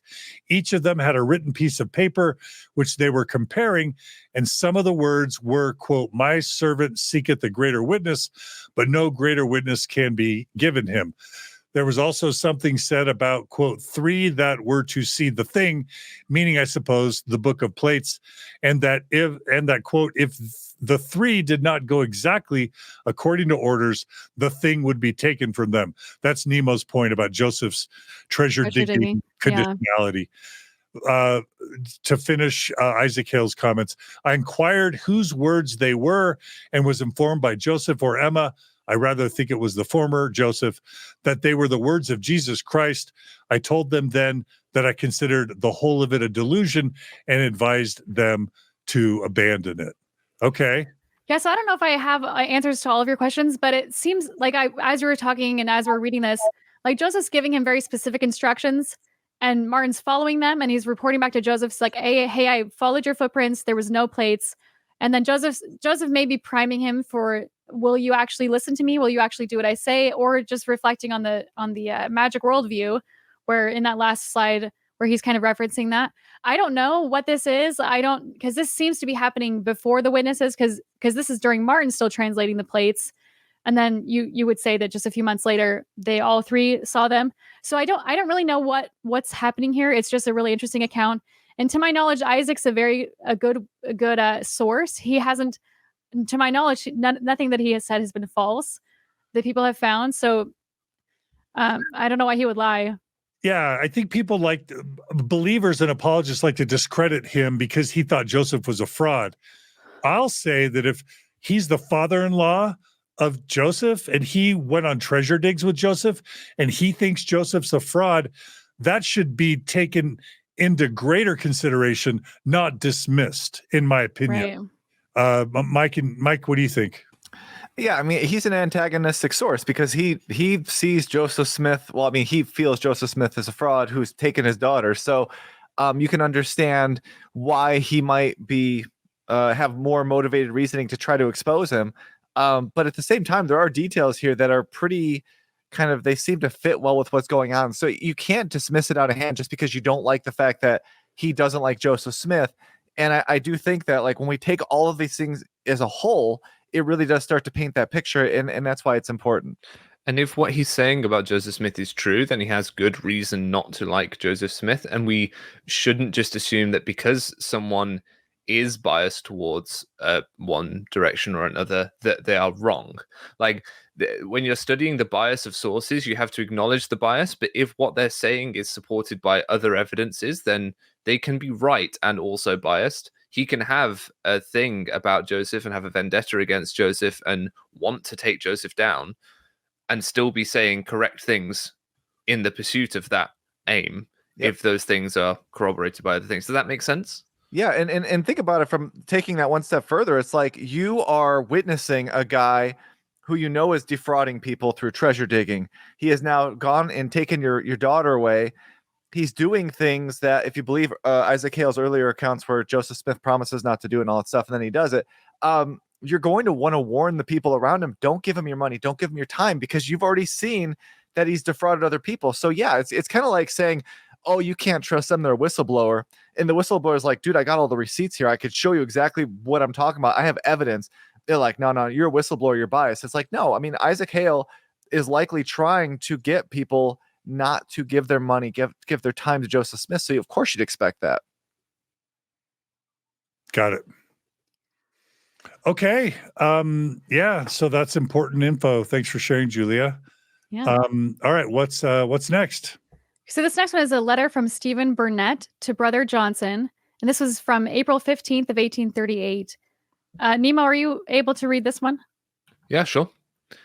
When I came to hear Martin Harris state in public that he never saw the plates with his natural eyes, only in vision or imagination, neither Oliver nor David, and also that the 8 witnesses never saw them and hesitated to sign that instrument for that reason, but were persuaded to do it, the last pedestal gave way. In my view, our foundation was sapped and the entire superstructure fell in heap of ruins. I therefore 3 weeks since in the stone chapel renounced the Book of Mormon. After we were done speaking, M. Harris arose and said he was sorry for any man who rejected the Book of Mormon, for he knew it was true. He said he had hefted the plates repeatedly in a box with only a tablecloth or a handkerchief over them, but he never saw them, only as he saw a city through a mountain. And that said that he never should have told that the testimony of the 8 was false, if it had not been picked out of me, but should have let it pass as it was. Okay, Julia or Mike, can one of you give some Kirtland, Ohio context for what is being discussed in this quote? Because as I understand it, there was an apostasy that happens in Kirtland, and some of it was potentially around Martin Harris. Some people believing that Martin Harris was equivocated a bit about his witness to the Book of Mormon. Do I got that right? I think so. I think you probably better. What year was this again? Was it 34? This is 30. This is 37. It says 38 on the slide. 38. So this is also the Kirtland Bank failure. So a lot of the members, a lot of the leaders of the church are leaving around the same time. I think this is when all the Whitmers left as well. And so I think just a lot of people are struggling. And then you can see that Martin's like, well, I shouldn't have said that about the 8 witnesses. I didn't really see the plates, just like you see a city through a mountain. It was in a vision only. This is Kirtland, right? We're sure this is Kirtland, right? I think it's that's where they were in 1838. Okay. And here it has Martin saying that he never saw the plates with his natural eyes, only in vision or imagination.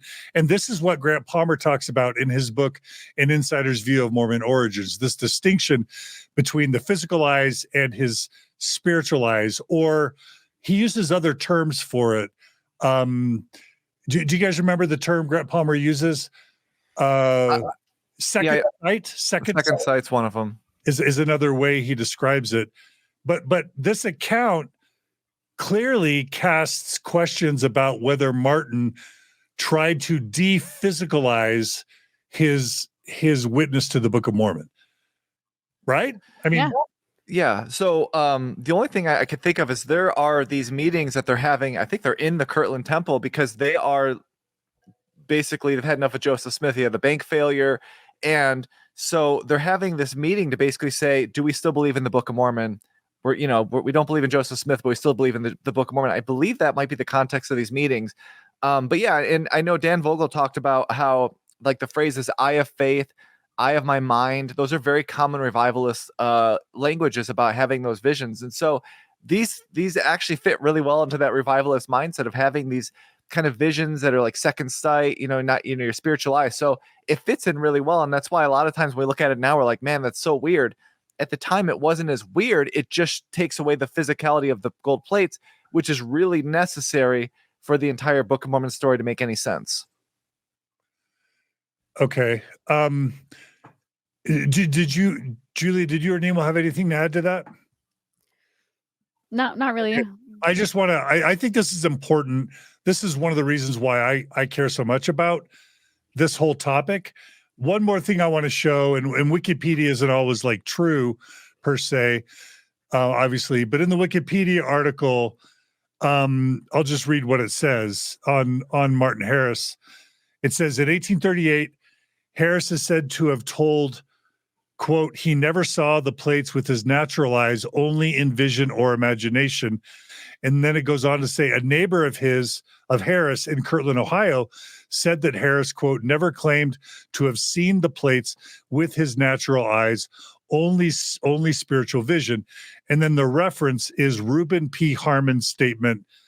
And I guess it says around 1885, but then again, I quote both of those. And then it has this Stephen Burnett to Lyman Johnson in 1838. So, that's significant in my mind. It's not an open and shut case, but to me, it's something everyone should know about. Well, and then it maybe another important thing that I should have said earlier is in 1837, Martin Harris was excommunicated from the church, and we'll talk about that later. But yeah, so in those two accounts, we'll see the P. Harmon one, Reuben's in a few slides. Okay, but yeah, and Mike, you've sometimes communicated to be on the fence about whether or not this whole topic of witness credibility is important or not. I just want to give you a chance to sort of state on this particular quote, if there's reasonable contemporary evidence to believe that Martin Harris said publicly that he didn't see the plates or the angel necessarily with his physical eyes. Is that significant for you or not? And if so, or if not, why? It's significant. It's just, okay, so to answer the first part, the reason I don't find the witnesses to be a super compelling topic is because if the book of, like we did however many episodes we've done, if we know the gold plates could not have existed as they are claimed, because we know that based on the fact that the technology didn't exist, there's no long records on gold plates, there's no such thing as Reformed Egyptian. We know that the Book of Mormon itself is not historical. We know there's, no Nephites. We know that Joseph Smith was pulling stuff from the New Testament, pulling stuff from like the long ending of Mark that didn't exist, Sermon on the Mount with mistakes. If all of that tells you the Book of Mormon is not what it claims to be, and that there were no gold plates with engravings, then all of this is kind of irrelevant. It'd be like if someone was saying they had a vision of something more modern times that wasn't historical. You'd be like, well, I don't know what you saw, but that doesn't exist. And so that's why I don't think it matters, because we could show historicity and truth claims a lot better from other aspects. Why it is important is because the church puts so much emphasis on the witness testimonies as a way for members today to believe. So it's like, well, if you're doubting, you can lean on those testimonies. And that's why it's important, because if the witness testimonies aren't as they are, if they're a lot more complicated than the Book of Mormon presents, then members should know that, so that they know what they're leaning their testimony on. As to this statement, yeah, I think Julia's putting together a bunch of different statements about Martin Harris that tell you without any question, he is admitting that he is not seeing this with a natural eye, or with feeling it with his physically touching the plates. And so that is really important, because it further kind of gives us more depth into the whole idea of what's going on in the early church. So I don't know if that really answers your question, but to me, it's not compelling to the truth claims of the church, but it is very important because of the fact that the church still emphasizes it so much today. Got it. I think it's also important, just because if you have someone who doesn't necessarily believe the reasoning you've given regarding the Book of Mormon, or if someone's more inclined to believe the testimony of these witnesses over you, Mike, or anyone else who tries to kind of put the claims about the Book of Mormon, tries to deal with those, then addressing this is just another way in which you can show someone what the point you're trying to achieve. Yeah, that's a good point. All right, Julie, should we go to the next slide? Yeah. All right. Okay, so this is Jesse Townsend to Phineas Stiles. I don't know if it's Stills or Stiles. And this is published on December 24th. It was actually published in 1867 in Pomeroy Tucker's Origin, Rise, and Progress of Mormonism, but it's dated December 24th of 1833. So there's that. Mike, do you want to read this one? Yeah. At that time, Martin Harris was worth $5,000 or $6,000, while the Smiths were not worth a cent. The latter used Martin's money freely, and some other men, having a great dislike to labor, joined Joe in his deceptions, among whom was a sort of schoolmaster named Cowdery, who assisted him in writing or transcribing the Book of Mormon as a pretended translation of the golden plates, which he affirmed he had been directed by the Spirit of the Lord to dig from the earth. This was all done in the most secret manner. At the same time, it was assumed to the uninitiated that it would be immediate death for any except the translators to see the plates. Poor Martin's faith was apparently strengthened by this pretension, but afterward the command was modified and he claimed to have seen the plates with spiritual eyes. Yeah, so did you have comments? I mean, go ahead, Julie. Go ahead. I was just going to say, like, that one was interesting to me because he says, what is it, immediate death if they see the plates? And then we'll get in the eight witnesses and other witnesses. One of them says that he sees a corner of the plates as it's passing through the window. I can't remember his name at the top of my head. And he says that it was like the color green. But nobody was destroyed. Nobody was like either Joseph or this person didn't die. So I thought that was interesting. And then again, Martin Harris is reiterating that he saw them with his spiritual eyes.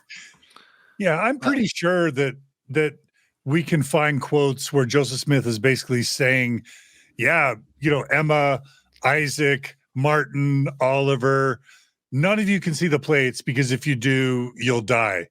And for me, number one, that's weird. Is that really the way the world works? But then secondly, why would God make it so in all those early instances you die, but then in this special instance, when the witnesses are supposed to see it, all of a sudden they won't die? I mean, if anybody else was doing that sort of garbage, like Mike often likes to say, you would say they're making stuff up. Although there is precedent for that. You only have to look at the Ark of the Covenant in the Old Testament to see that God allows certain people to handle his sacred objects. Touch the Ark of the Covenant, right? Yeah. But then you have in the Book of Mormon text itself, you have Moroni running for his life, trying to protect the plates from the Lamanites. If this was true, why the Lamanites would have just dropped dead, right? If they had seen, or I don't know. Didn't Emma pick up the plates when she was dusting under them? Yeah, there's stories of Emma and the dad moving them. Yeah. And do you really want to think that Emma never peeked? Ever? Like she's literally picking up the plates to dust, but she doesn't lift it up to the cloth to look at them. Yeah. Well, I mean, I think from what I looked at this in just a while ago, but if I remember correctly, from an apologetic standpoint, all of the quotes about the people who look at them dying are from sources that would be considered antagonistic. And the only one we have, if I remember correctly, the only one we have that's from either Joseph Smith or like church documents is the one we did earlier, which said that Joseph himself would die if other people looked at him. And so apologists will say that part of the revelation got twisted by people down the road. And so, yeah, if I remember correctly, there's not really anything that's like super duper solid to say that, because otherwise, yeah, that would be the thing. Like when Joseph's running through the woods and claiming to be attacked by 3 different groups of people at 3 different times, he would just hold the plate out and then they just fall dead and he could just walk slowly. So, I don't really know what to make of it, but I would say that from an apologetic standpoint, and I think they're right in the sense of there's nothing really official that says that the people who look at them will die. That is coming from sources later on that are not friendly to Joseph Smith. Right. And then the one coming from the scriptures, you could, like John was saying, you can reinterpret it as, or interpret it as Joseph's won't be seen as credible and it will be healed to be destroyed that way rather than physically. Okay. It's just, yeah. I mean, people have to make their own decisions. To me, it's just super weird that sometimes they can see him if God says so, but other times they can't see him. Inconsistent narrative. But then I think throughout all this, the behavior of God, certainly as Joseph Smith describes it, is quite inconsistent. I mean, a non-Mormon is going to look at us all and say, you're all like, this is like hobbits and dwarves and elves. Like you're all trying to take serious this account that strains all credibility from the start. In the material world, angels don't deliver golden plates to humans. Yeah. But here we are trying to strain like, okay, wait, why did he hide it? And when did he see it? And did Martin mean it when he said it was his physical eyes or not? Like, it's kind of interesting that we're even taking this seriously, honestly. Well, it's like when we did our Book of Abraham episodes, we did, I think, 3 episodes, right? And I believe it was Nemo at the start of the first episode who said, this should be a 15-minute episode. Joseph Smith said the Book of Abraham papyrus said this. He said it was written by Abraham by his hand upon papyrus. He said it was dated this time. And now we know this is what it said. It was dated 1,000 years later. It has nothing to do with Abraham. I mean, that should be your episode. But because of the way the church sounds like me. Yeah, because of the church has built these different apologetics and these different goalposts moving up, you have to spend all this time. We're an hour and a half in about something that in all honesty should be a 15-minute episode when we talk about the discrepancies in the witness statements, who the witnesses are.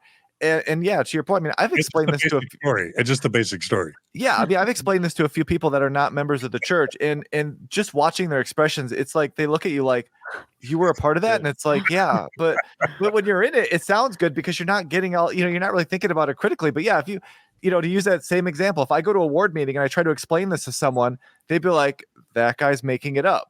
It's like, yeah, that's Joseph Smith. They're like, oh, no, not Joseph Smith. He was real, though. It's like, it's just, that's don't give away my secrets, Mike, because like people don't realize my entire channel is basically based around looking at what John does in 3 hours and going, I can do that in 15 minutes. Yeah. That's essentially how I make my living. So. It is. But, the thing, but the Book of Abraham, you can't do it in 15 minutes because then they go, why aren't you looking about the lost scroll? It's like, well, that's a stupid argument. Why aren't you looking at the long scroll? Well, here's why that's a bad argument. So you have to do it because otherwise you're accused of leaving that out. But at the same time, yeah, this is not something that should take that long, but we have to, because we have to address what the church has reframed this all as. And that's why it's so frustrating. And that's why, to John's point, to anyone outside the church, they're like, this is nonsense. But when you're in it, you have to really go through all the details. And even then, most people won't believe you anyways. And Nemo, the ghost of Robert Rittner is going to haunt you. I can tell you that right now. Yeah. The ghosts of Michael Coe and Robert Rittner are going to terrorize you till your dying day. That's fair. I'll take it. There are worse people to be haunted by. Spirits will not exist. Okay, Julia, what are we doing with John A. Clark here? So this is a book called Gleanings, by the way, and it was published in 1842. Do we want to read this whole thing? Yeah. Do we still have time? Yeah. Okay. So this is John A. Clark. He says, to know how much this testimony is worth, I will state one fact. A gentleman in Palmyra, bred to the law, a professor of religion, and undoubted veracity, told me that on one occasion he appealed to Harris and asked him directly, did you see those plates? Harris replied, he did. Did you see the plates and the engravings on them with your bodily eyes? Which is an interesting way of asking if it was a physical thing. Harris replied, yes, I saw them with my eyes. They were shown unto me by the power of God and not of man. But then the person's asking, but did you see them with your bodily eyes, just as you see this pencil case in my hand? Now say no or yes to this. Harris replied, why, I do not see them as I do that pencil case, or I did not see them, why I did not see them as I do that pencil case, yet I saw them with the eye of faith. I saw them just as distinctly as I see anything around me, though at the time they were covered with a cloth. Backpedaling 101. So he saw him through a cloth? That's what this account is saying. And this is what did I say, 1840? Yeah. Is when this was published. Interesting. So like, yeah, I saw them, but in a spiritual sense, and they were covered with a cloth. So okay. Yeah. All right, let's go to the next one. John, do you want to read this one? Yeah. So this is Martin Harris interview with Anthony Metcalf sometime in the early 1870s. So this is Martin Harris himself. All right. Martin Harris, who was one of the three witnesses to the Book of Mormon, was living in Smithfield, Cache Valley, or close to where I used to live in North Logan, with his son Martin. I called to see him, and he gave me his history from his youth up. This occurred in the winter of 1875 to 76, which makes those dates wrong above. Following is the history as related to me, including all his connections with Joseph Smith, the pretended prophet and the founder of the Mormon Church. He told me all about the translating of the Book of Mormon and said he had given $5,000 towards this publication. He said, quote, so this is Martin, I never saw the golden plates, only in a visionary or entranced state. I wrote a great deal of the Book of Mormon myself, except that got lost, as Joseph Smith translated or spelled the words out in English.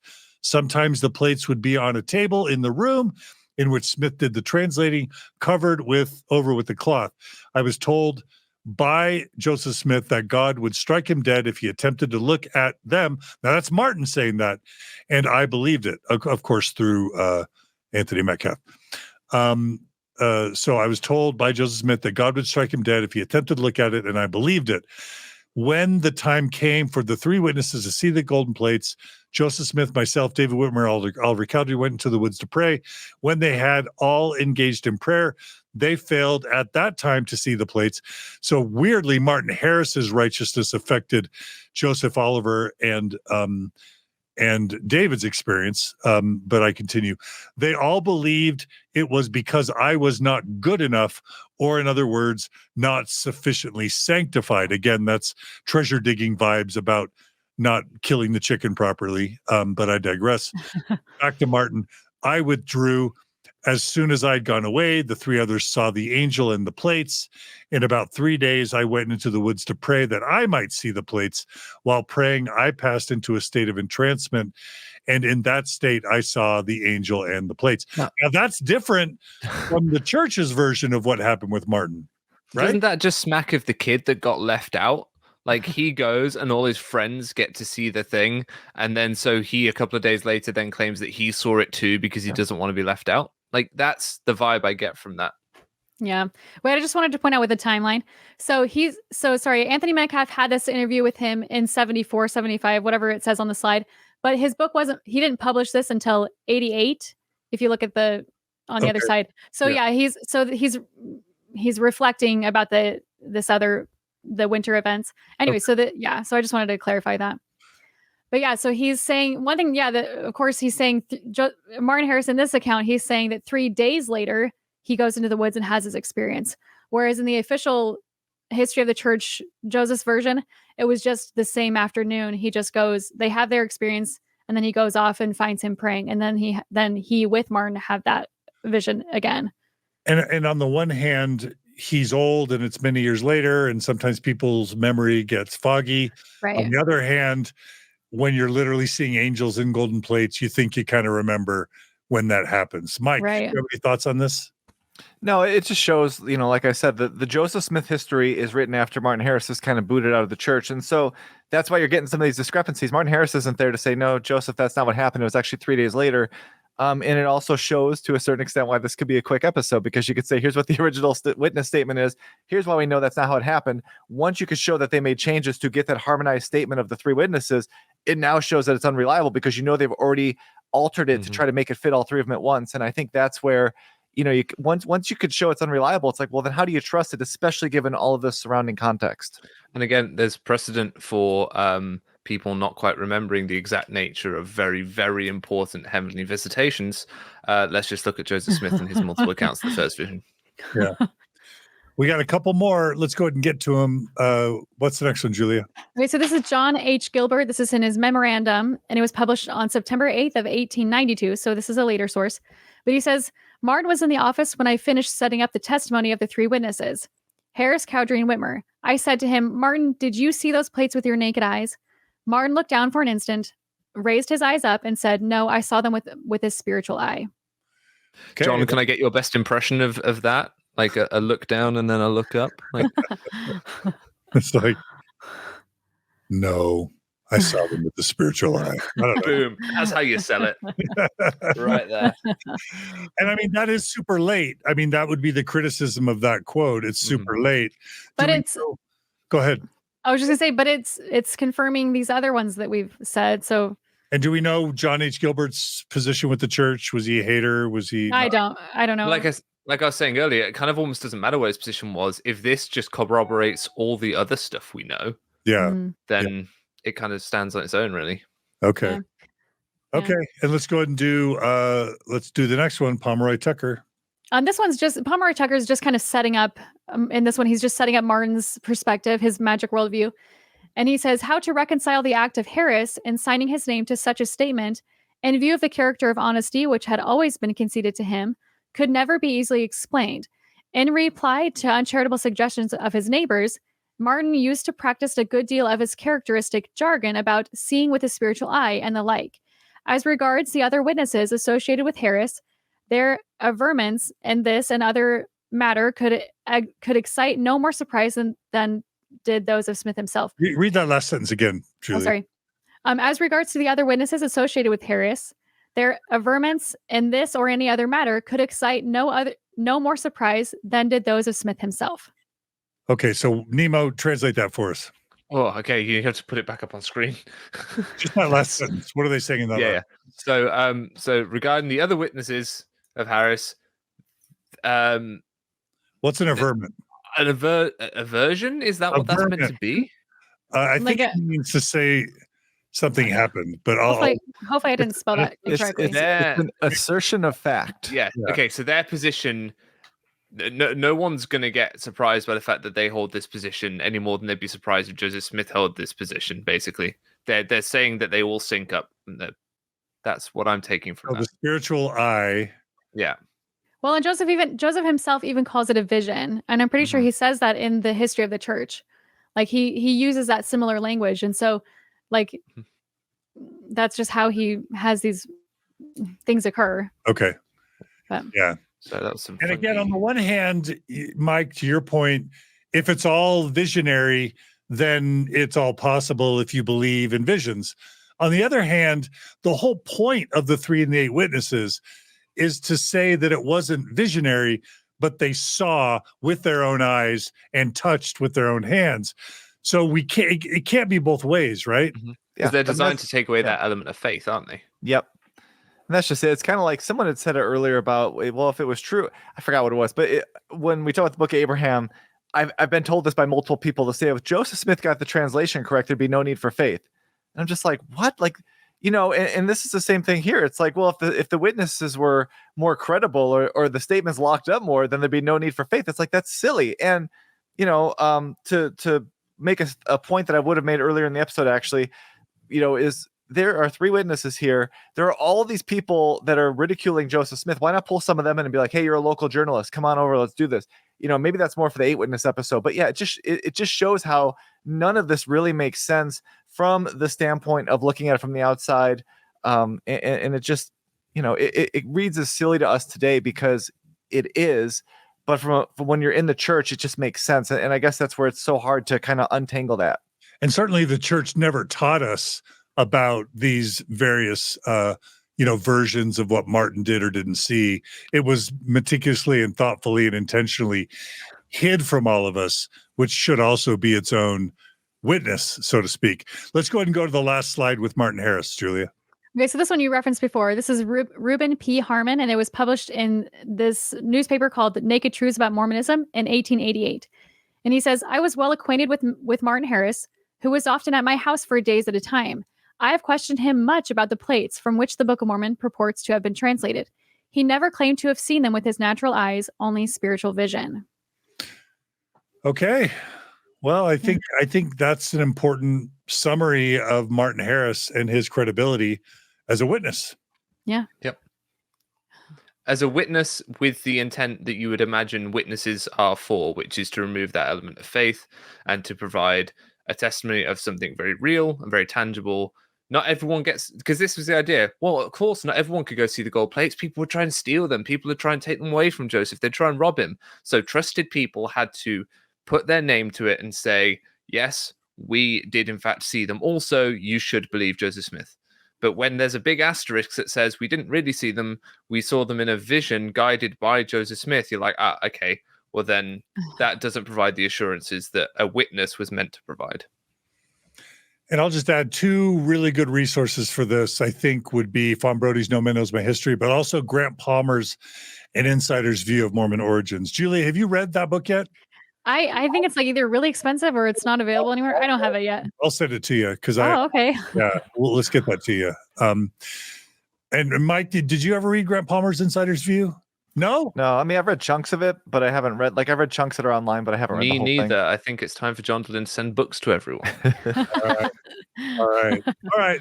Well, that's good. All right. So my view is that Martin Harris isn't a super credible guy based on what I've seen. And his witness statement appears to strain credulity based on his equivocating after the fact. So that's just my summary so far. All right, Julia. Well, that's enough about Martin Harris. I guess it's time to now talk about David Whitmer, shall we? Yeah. All right, let's do it.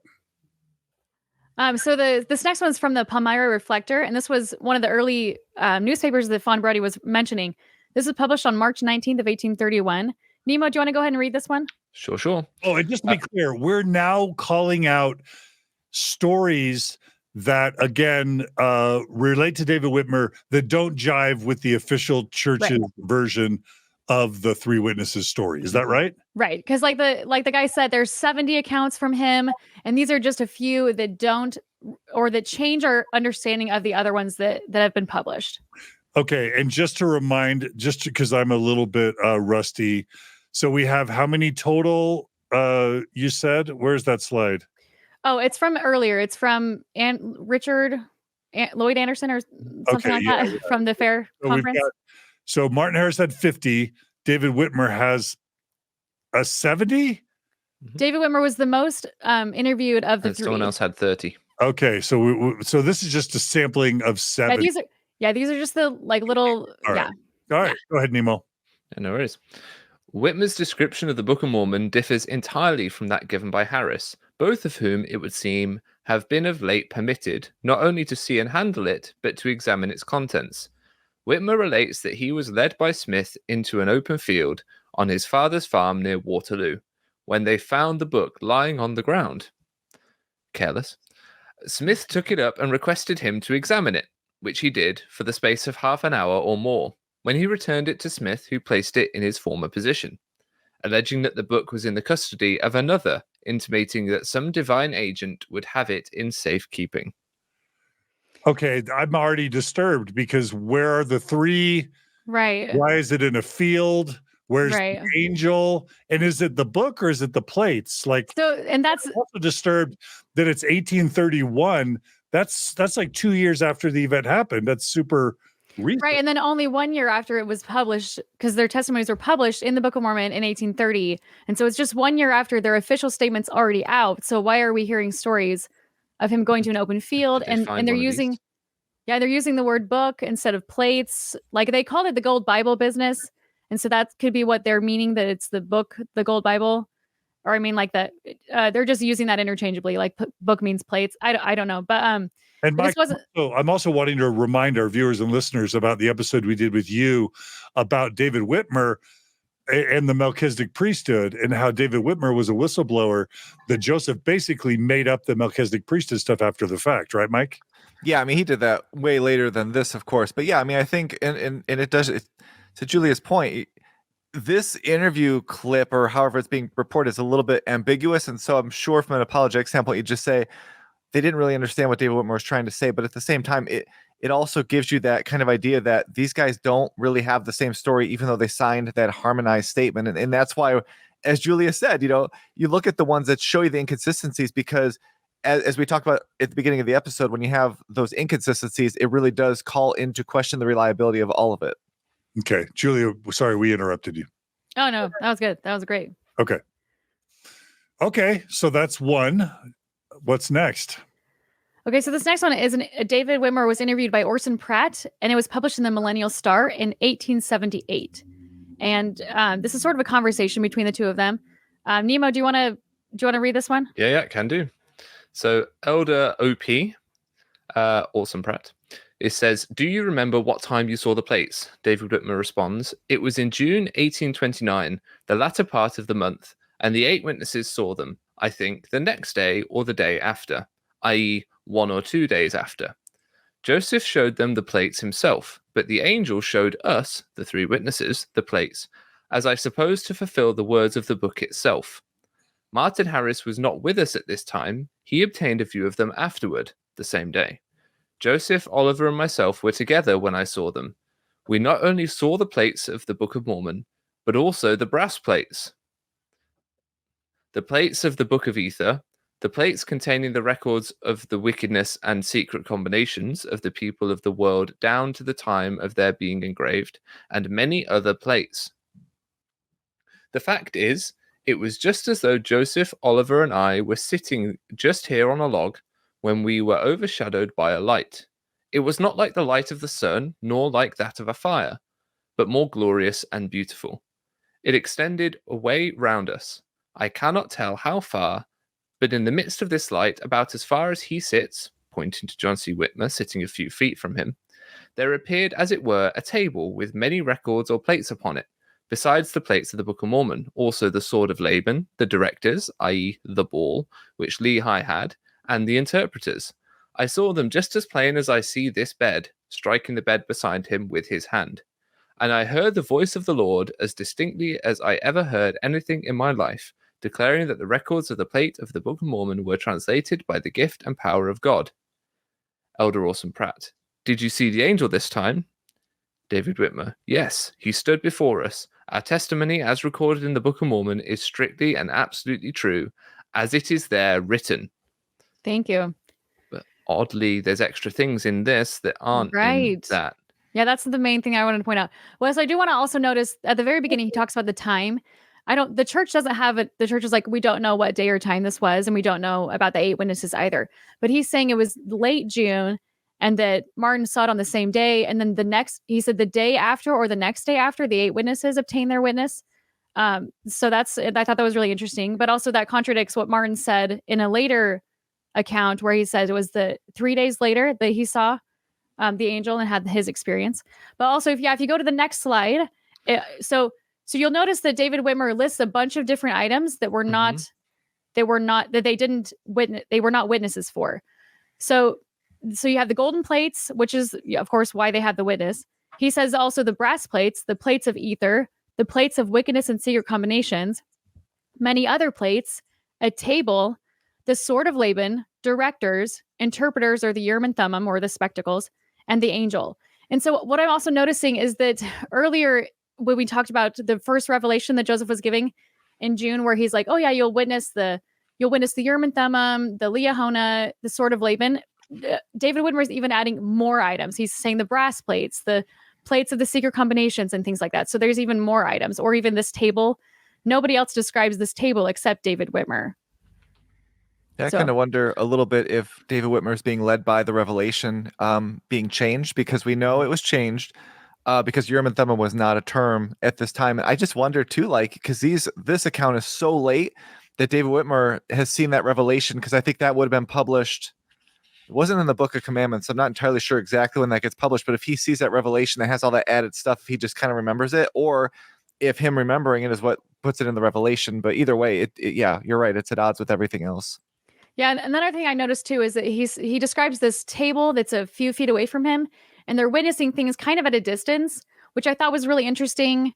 Just like it's not even a very, I don't know. Have you seen the show Is It Cake, where they like have the cakes really far away? And they're like, yeah. Anyway, it kind of made me think of that, where it's like it's not even a very good witness. I mean, my understanding from what's written in the front of the Book of Mormon about what the Book of Mormon is made of is that it's an abridgment of these different things that he's describing as individual objects. So he's talking about the plates of brass and the gold plates as though they weren't abridged by the ancient prophets and all put onto the gold plates. I thought, I could be completely wrong here, but I thought the point of Nephi going back to get the brass plates was to preserve them, and they got kept, and then the gold plates were made towards the end. They were made as an abridgment of all these records that have been kept over time. That's why we have gospel artwork of prophets sitting down with written records, sat engraving them with a stylus. So why are we being shown these things all separately? It's weird. Yeah. Is it just me, or is that? Yeah, it's a little weird. Yeah. I mean, tell me if I'm missing something here. As far as this slide goes, I could see a logician just saying, well, that's a bunch of extra stuff. But, the church just focused on the most important thing, which is the golden plates, because that proves the Book of Mormon is true. And they eliminated the other stuff either because it's not central to the gospel or the validity of the Book of Mormon, or because, frankly, they thought it was weird and just didn't want it included. I think that's what a logician might, or an apologist might say. Well, then why was that retroactive? Like what Mike was saying, that revelation was written. Why did Joseph write that, saying that they would view all these other items? Like if the gold plates are the most important, then why did he do that? Yeah. Yeah. But also, why is David the only witness of the 3 that ever describes these extra items, to my knowledge? Like, anyway, it's just. And I mean, some of these extra items we know now weren't particularly used in the translation process, like these, for example, these interpreters. Oh my gosh! All right. We know that for convenience, Joseph Smith often used the peepstone. So I don't know whether they're like trying to add them in to add legitimacy to their existence when they weren't really part of the process. But you would think with a kind of a view forward that they would just take the interpreters out of the story entirely because they weren't used. So why would Do you know what I mean? They aren't part of the narrative now, but they were back then, sort of thing. Are you talking about the interpreters to the Book of Mormon? The Urim and Thummim. Yeah, well, I mean, it's integral, and it's one of those things too where we talked about that with the revelation to Oliver about having the water witching, and it's just I feel like they tried to strip out that magical stuff as much as they could, because when you're in that early church, everybody's in that magical worldview, right? And then you're trying to expand it, and you meet all these people who are like, yeah, that's all absolute nonsense, and like, well, it's not really that magical. This actually happened. The other stuff is magical, and I do feel like there's that effort to strip it out because you want to make it seem as like, you know, I don't want to say secular, but at least as physical as possible as opposed to magical. All right. Well, let's keep rolling. This is fascinating, Julia. Yeah. Okay, so this next one is David Whitmer's interview with John Murphy. And so this one I thought was really interesting. So in an 1880 interview with John Murphy, David Whitmer was asked about what the angel looked like. David Whitmer responded, "It had no appearance or shape." Murphy says, "Then you saw nothing nor heard nothing?" Whitmer says, "Nothing in the way you understand it." Murphy then says, How then could you have borne testimony that you saw and heard an angel?" Whitmer, "Have you never had impressions?" Murphy, "Then you had impressions as the Quaker when the spirit moves, or as a good Methodist and giving a happy experience, a feeling?" Whitmer, "Just so." Merely a feeling. Yeah, so he's saying that the angel had no appearance or shape, and that it was just an impression. But 50 years earlier, he was saying that he saw an angel stood there. Right. In the midst of light. And I mean, traditionally, with historians, the earliest account is usually best, is assumed to be best. And I'm just wondering if we can think that way about these witnesses, because when they were members of the church, they were sort of under Joseph Smith's control and influence, and they would have been more susceptible to his pressure and his power. And I'm just wondering if we can trust the witnesses more while they were under Joseph Smith's power, or more once they had left the church and left Joseph's orbit. So what are you saying? Like later sources is when they're actually then kind of working out for themselves what really happened, able to be more honest, basically, Mm-hmm. without worrying about repercussions. I don't know, Mike. What do you think? It's hard, right? Because we have like Whitmer saying, you know, that Joseph Smith never talked of like the Melchizedek priesthood originally, which we covered in the priesthood episode. And yeah, because obviously when he was in the church, he's not going to blow the whistle on Joseph Smith there, because he's got a position of power. Oliver Cowdery, in that same episode on the priesthood restoration, was given the second in the church by basically fabricating the story of Peter, James, and John. And then when he comes back to the church at the end, he kind of pulls back some of the grandness of that story when he's talking to people in the church, like after Joseph died and he comes back. So it's hard because the memory is going to change over time. As we all know, those stories change. They kind of, you focus on different things. At the same time, you're not having to, you know, kind of take one for the team either. So that's a hard one. Yeah. All right. Well, that's fascinating, and it jives with some of the stuff Martin was saying, right, Julia? Yeah. He's how Martin saw it in a vision. Yeah. Okay, let's do the next one. So this next one is when David Whitmer in a hang on, let me get my bearings straight. Okay, so this is the same thing. In concluding his interview to his audience, the editor of the Hamilton newspaper, John Murphy, stated, "My impression, which I think to be as good as his or his angel, is that he ought to reconsider and contradict his former testimony to a delusion, or perhaps a cunning scheme, being a fact which has resulted in so much woe to many. And as he seems to be nearly 80 years old, he ought not to delay." So this is so the interview was published in this newspaper, and John Murphy's giving his final his conclusion of his speech to these people, to the editor, I mean. And so he says David Whitmer should just recant his testimony. He should just reconsider, and then later this next slide, David Whitmer responds to him publicly. And that's one of the reasons why he published his pamphlet. I can't remember the name of it this second. An address to all believers in Christ. And so we'll read his response. But so he just shares. So John Murphy shares the interview, and then he's like, it sounds to me like he didn't really see the angel. So he should just reconsider.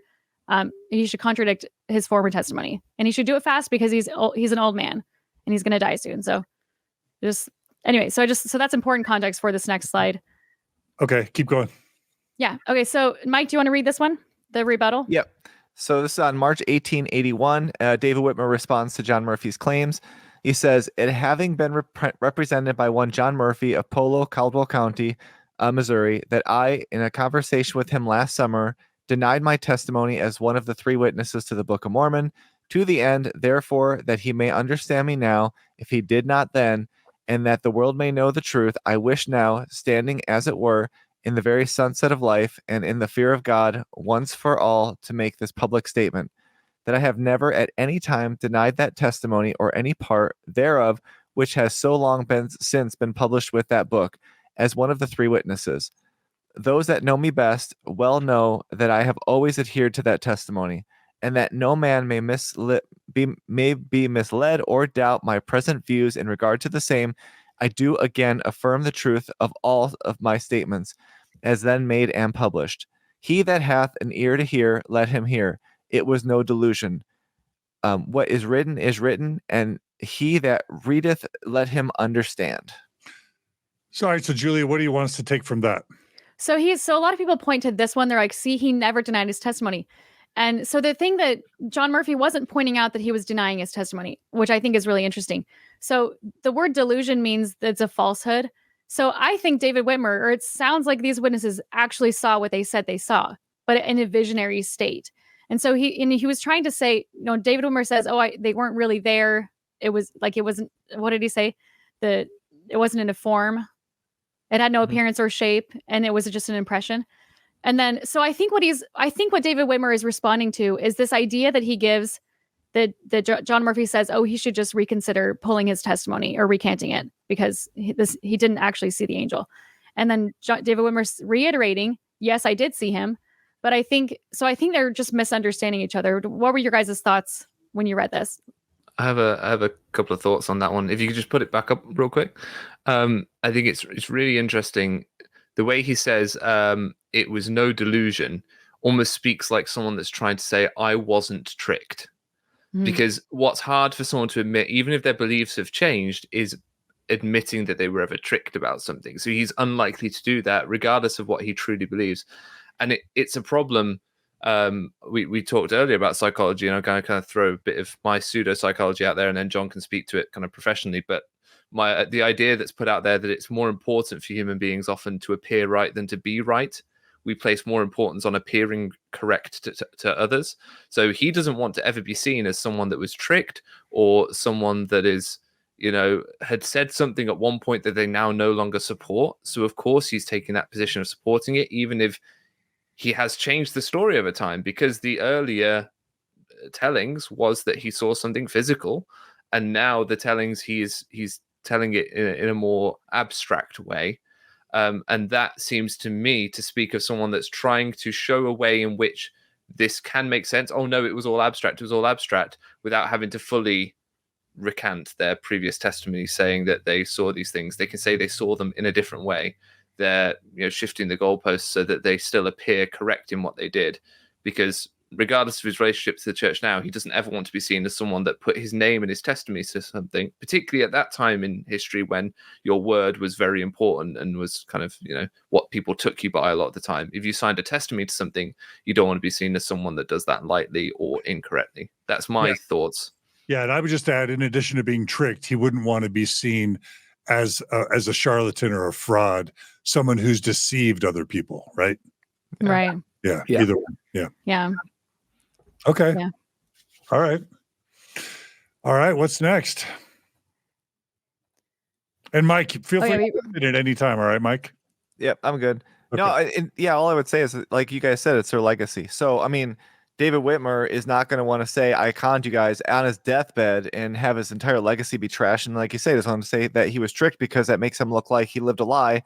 And as we all know from people around us, nobody, when you first tell them about even stuff with the church's claims, most people are immediately going to retrench, because they don't want to ever have to come to terms with the fact that they were raised in something that's not true. So not really a surprise there. Got it. Yeah. Okay. What's next, Julia? So this is just this is from Dan Vogel. I love his work, and he's published a lot of these early Mormon documents. He's got, I think, 5 volumes. Anyway, he kind of gives some commentary about this interview. He pointed out that, as the editor of the Kingston Times subsequently noted, quote, the studious reader will fail to see wherein Mr. Murphy alleges that Elder Whitmer denies being a witness. So I pointed out earlier where John Murphy didn't say he denied his testimony. He's just saying we need to see it. In my head, it's like we need to see it as a different understanding. Like he saw what he says he saw, but it wasn't a physical thing. Whereas David Whitmer built up a straw man and accused him of saying that he did something and then got to defend that. Yeah. Exactly. Yes. Very straw man. Interesting. Okay. Okay. So this next one is David Whitmer's interview with Joseph Smith III. And this happened in 1884. John, do you want to read this from the Saints Herald? Yeah, and is the context here that Joseph Smith III is older now? He's leading the reorganized church, and he's just trying to learn more about his dad and what really happened, and he's interviewing people to find their stories. Is that? Yeah. No, that's a good summary. Yeah. Okay. All right. So, so again, this is the Saints Herald, January 28th, it says 1936. Yeah, so it's published. So yeah, these happen. Yeah, so it's published in 1936, but the interview happened in 1884. So like I try to keep both dates on there because I don't want to be accused of like, Okay. Got it. Okay. So this is a document that they would have had in their possession, but they didn't publish it formally, of until that date. Okay. Right. Quote. So this is David Whitmer speaking. No. Okay, I'll start. Quote, Whitmer was interviewed by Joseph Smith III in the presence of others, not all of whom were disposed to believe his account. Significantly, he listed several items that he had seen besides the golden plates. Okay, that's consistent with the past accounts we read. Rather suggestively, Colonel Giles asked if it might not have been possible that he, Mr. Whitmer, had been mistaken and had simply been moved upon by some mental disturbance or hallucination, which had deceived them into thinking he had saw the personage, the angel, the plates, the Urim Thummim, and the sword of Laban. How well and distinctly I remember the manner in which Elder Whitmer arose and drew himself up to his full height, a little over 6 feet, and said in solemn and impressive tones, "No, sir, I was not under any hallucination, nor was I deceived. I saw with these eyes and I heard with these ears. I know whereof I speak." All right. Well, you're just proving the church is true, Julia. That's what you're John's a little over 6 feet. John, can you stand up and... So I added this one in there. So this one isn't contradictory to the story. But what I want to point out also is I feel like this is a straw man thing again, because he says, I saw with these eyes and then I heard with my ears. So no one's saying that he didn't. But what we're saying and what he seems to be implying with all these other accounts is that it was not an actual physical. How is he implying it there? I didn't see that. Well, not here, but he is in these other ones. Okay. It's like right here, he's saying, I saw with my eyes, it was no hallucination, but like you can still have hallucinations and see with your eyes and hear with your ears. I guess is what I see. Like, it's just a little bit. Okay. Yeah. Got it. Yeah. I mean, I'm seeing a lot of defensiveness in this. Yeah. I'm seeing a lot of like, it's because essentially someone's accused him of being tricked or having a hallucination, and he wants to put that idea to bed. Because, like we were talking about earlier, it's like, no, that's not what happened to me. But then if you were to dig deeper into it, the spiritual eyes thing would probably come out again. Right. And then I think, yeah. I was going to say, I think with the concept of hallucinations and things like that are sort of like seen as negative, like, oh, this is from the devil, but he sees this as a very spiritual experience. And so I don't think he would have ever used those words to describe it, nor have they. They say it's in a visionary state or things like that that are more scriptural or more holy words, I guess. Hallucination implies that your brain's tricking you essentially into seeing something that's not there. Right, yeah. Exactly. Yeah. Okay, cool. All right. And it's also good. We don't mind sharing affirming corroborative evidence on this podcast. We're trying to be balanced. And so we're trying to show lots of different accounts. So that's good, Julia. Yeah. All right.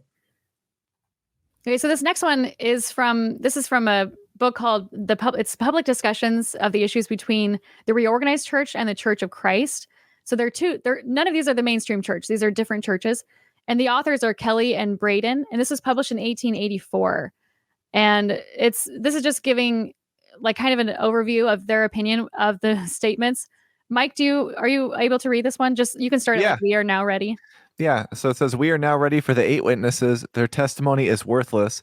They testify that they saw and handled certain plates that Joe showed them, that the plates had on them characters of ancient workmanship, and were of ancient and curious workmanship, that they saw as many plates as Smith had translated.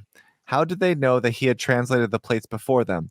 How did they know that Joe had translated any plates? That the plates had been given to him by an angel? That the Book of Mormon was a translation of the plates before them or of any plates? The only thing that they could testify that was that Joe had showed them certain plates.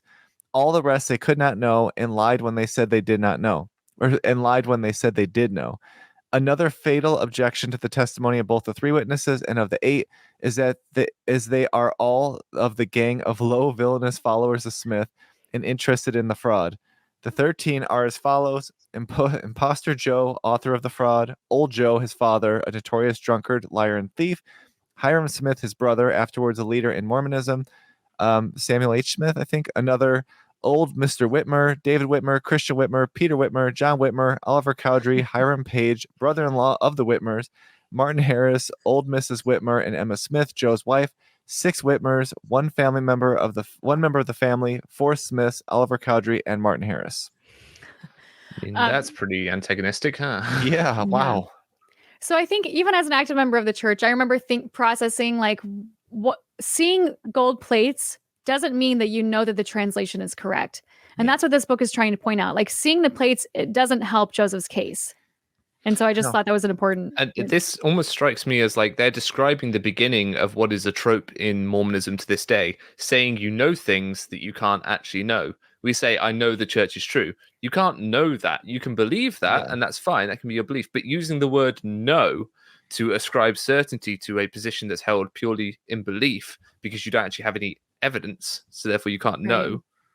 That we see that language there, and that's something that's happening today in testimony meetings all around the world. Yep. Yeah. Well, I mean, look at the characters document. We've done an episode talking about that. The characters document has no place anywhere. I know like Book of Mormon Central has done things where you find like you take like 20,000 characters, you find like 10 that match or whatever. But they don't, you talk to Robert Rittner when he was still alive. He's like, no, this is nothing. So even if Joseph Smith had found a way to take a prop set of plates and carve some symbols in the top, it wouldn't actually mean anything because we already have the characters document, which is nonsense. And that was from Joseph Smith. So if those characters are nonsense, what's to say he couldn't have in that year figured out a way to carve some in? I mean, I doubt he did, but if he did, like Julia said, it wouldn't matter. Well, and you pointed out too, we have, or maybe it was Nemo, that we have the scrolls from Abraham and the Kinderhook plates, and those are both incorrect. And so like, even if the plates did exist, the witnesses seeing them does not mean that his translation is true. No. Yeah. If they could have passed physical inspection, Joseph Smith would have showed them to everyone he could have. I mean, that's because he thought the Kinderhook plates and the Abraham papyri particularly would pass physical inspection. Yeah, I mean the Kinderhook plates, I know he only had for a real brief time, but the papyrus from the Abraham, I mean, no issue there, and he was translating off them and everything. I mean, I think honestly with the Book of Abraham, he probably thought no one's gonna be able to translate this, so I can do what I need to. And then lo and behold, it wasn't a short time after. But yeah, I think Dan Vogel pointed out, I remember listening to that once when I was first going through this, and he was like, yeah, he didn't show them to people because it wouldn't pass inspection. It's like, oh yeah, that makes a lot more sense than God has told me I can't show you this, but I can show you the papyrus and I can show you, all this other stuff. It's like, no, it doesn't make sense. And I know the apologists will say, well, just because you think it doesn't mean God does. But again, let's, just use common sense here. And it kind of tells you all you need to know. Yeah. Next slide. All right, let's keep going. Okay, so this next one is an interview with Anthony Metcalf. So in response to a question by Anthony Metcalf, Whitmer attempted to clarify the spiritual versus natural viewing of the plates. John, do you want to go ahead and read this one? Yeah.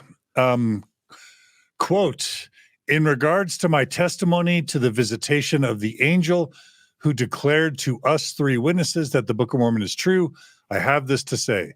Of course we were in the spirit when we had the view. For no man can behold the face of an angel except in a spiritual view, unless you're Saul on the road to Damascus or Alma the Younger. Well, Joseph Smith. But I continue. But we were in the body also, and everything was, in other words, they were alive. Sorry, and I'm editorializing. And everything was as natural to us as it is at any time. Okay. Martin Harris, you say, called it, quote, being in vision.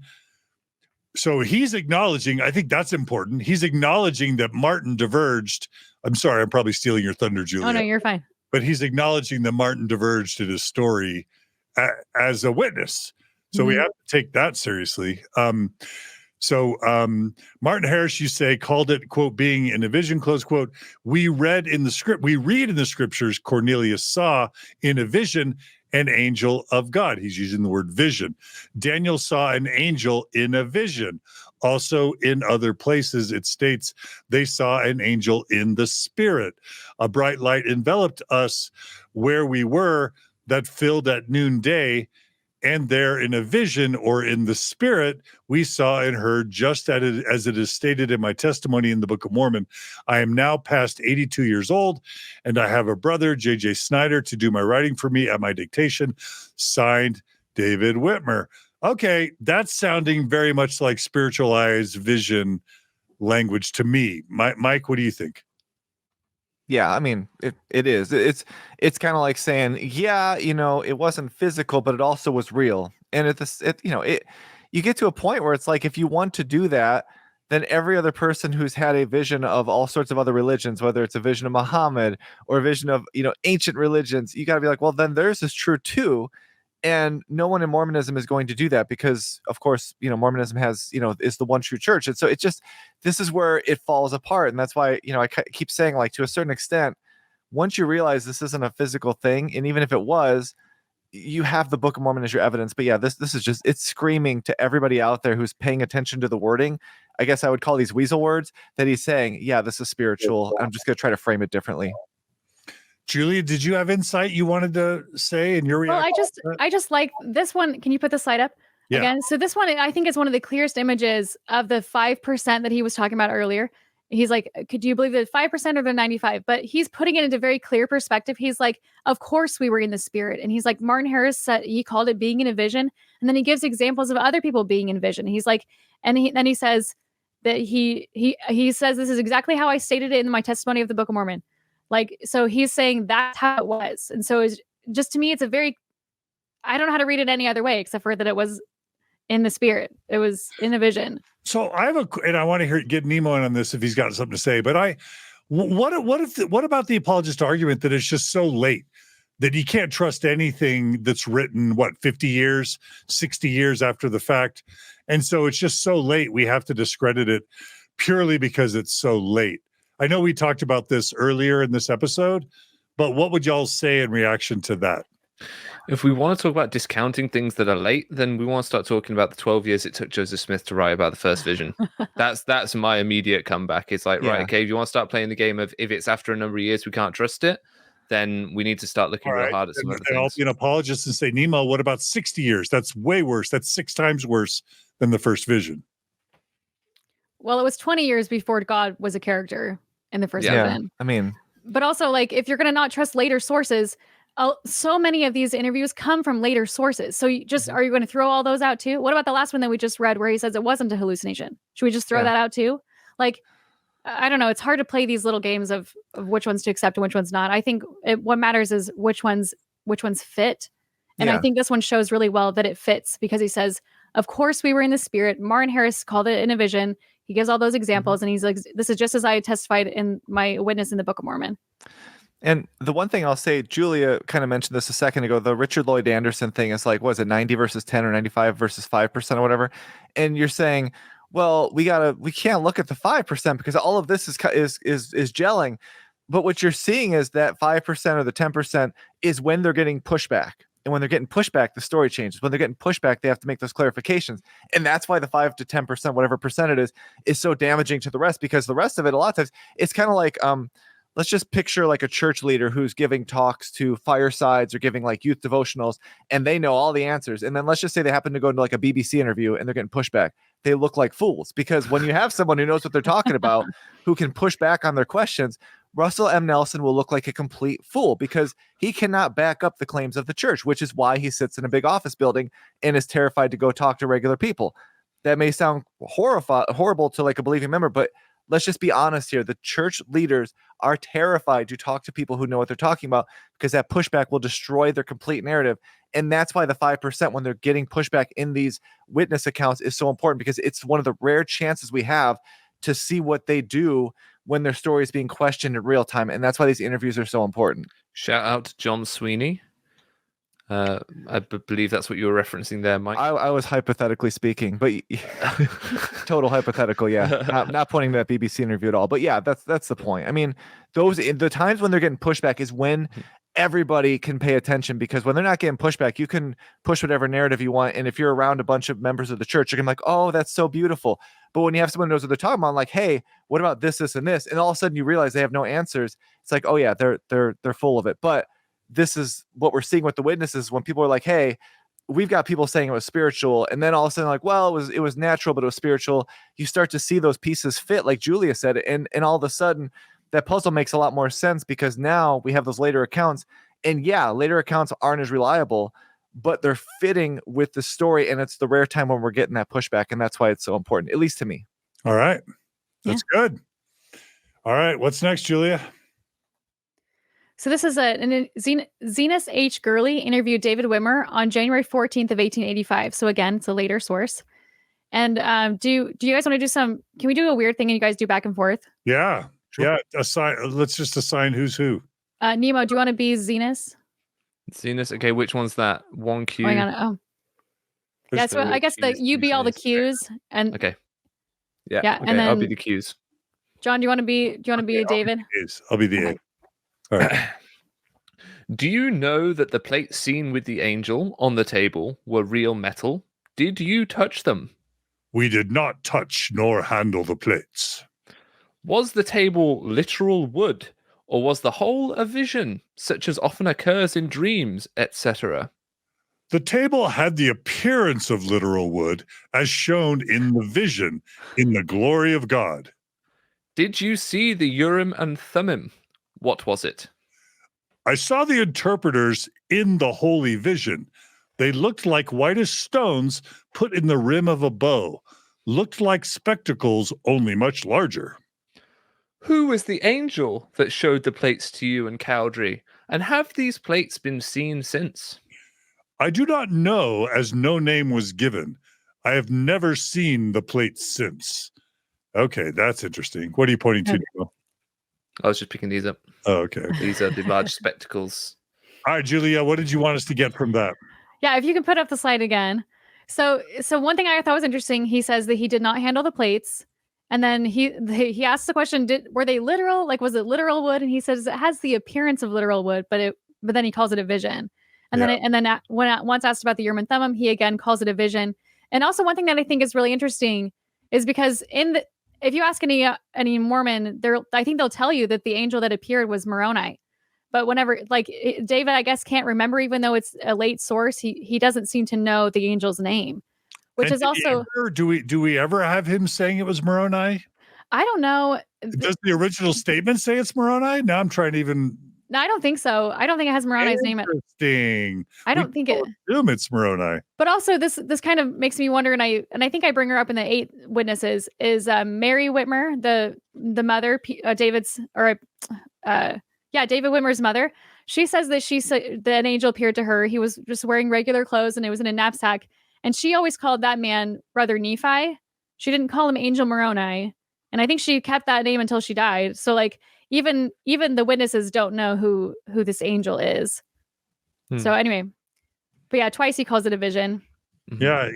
I just looked at the original official statement. It just says an angel. Doesn't say Moroni. Yeah. Okay. Yeah. Fascinating. I that's true. I've just always assumed it was Moroni. I always found this weird about touching or handling the plates. I always found it weird that you would think the 3 witnesses, being the most important, they would be the ones that did the most. They see the engravings, they see the plates as a whole, and then you would think they would also handle them. But it's interesting, and maybe this will come up, but it's interesting that the 8 witnesses hefted the plates. I think that's the word they use. They describe hefting them, but they don't see them. And I think that points back to what Mike was saying earlier about them not passing visual inspection, because these guys saw things in a vision, but never connected that to their physical sense of touch. the 8 witnesses used their physical sense of touch, but never saw. And those two things have been compartmentalized, almost as though you know what I'm trying to say. Yeah. Fascinating. Okay, this is good. I think this is really good. Let's keep going.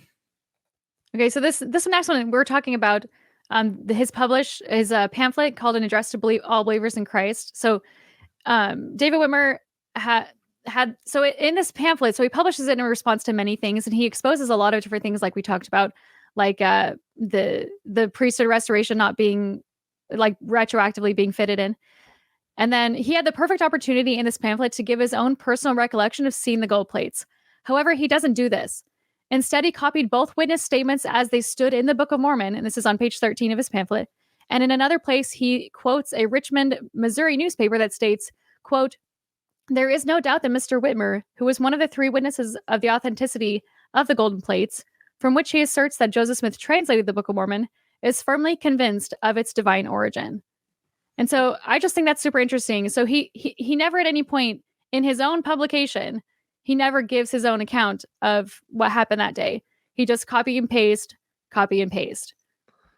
And also there's this misnomer that keeps cropping up, and now I can't unsee it, where they talk about him being a witness of the authenticity of the gold plates, which he just isn't.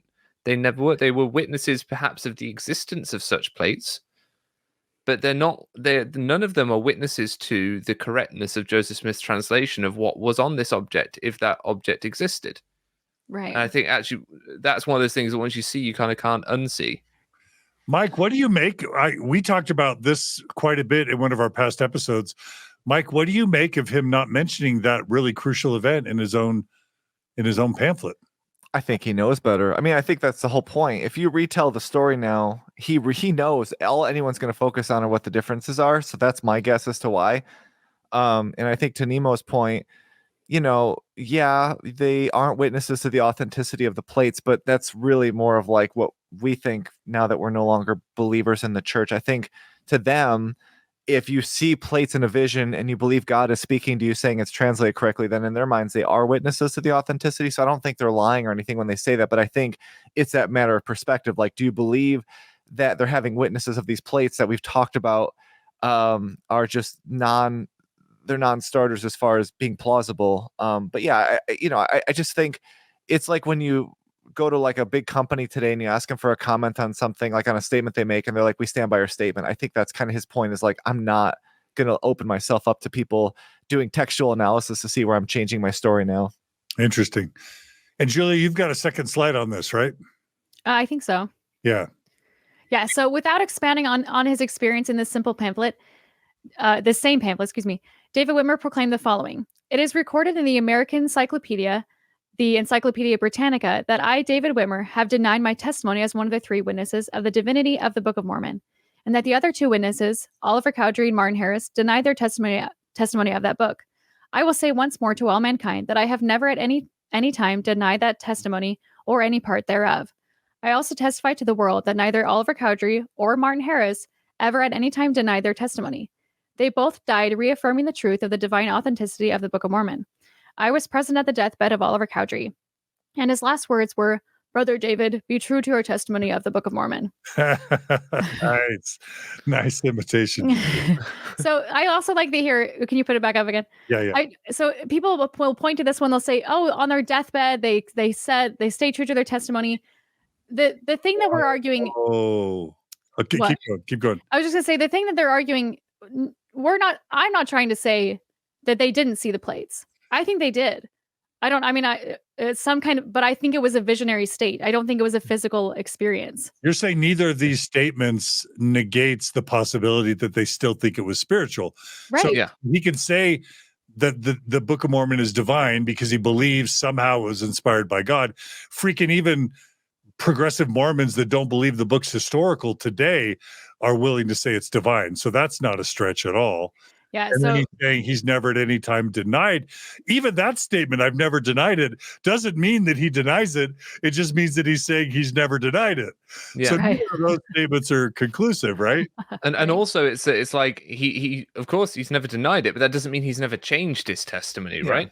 doesn't mean that the story's not evolved over time. And that's really what most of the accusations actually are, going back earlier to that one where he kind of pushed back in his pamphlet. It's like the guy wasn't saying you denied it. The guy was just saying the story's changed. Right. Yeah. Mike? No, I mean, it's the same. This is what Nemo said earlier. It's kind of like a straw man argument because he knows he can't really address the spiritual versus natural. So he changes the argument to denying the testimony, which is an easy one to push back against.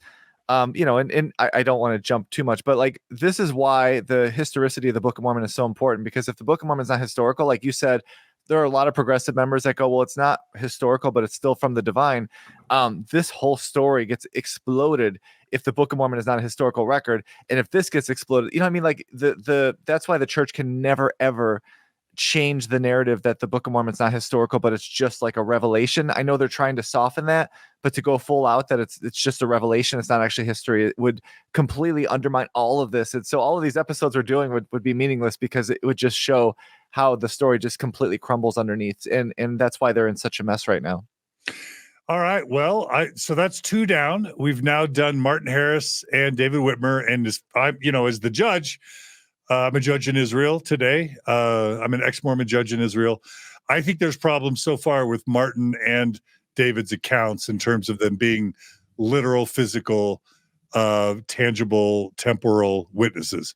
So go ahead. But in the case of a court case, I'm not bringing up all 95% that say that their witness statement's fine. But I like what Nemo said earlier. He was talking about, I think it was Nemo, where like kind of like a court case where they tell this story, but then sometimes they give a little bit more detail. They kind of change their alibi.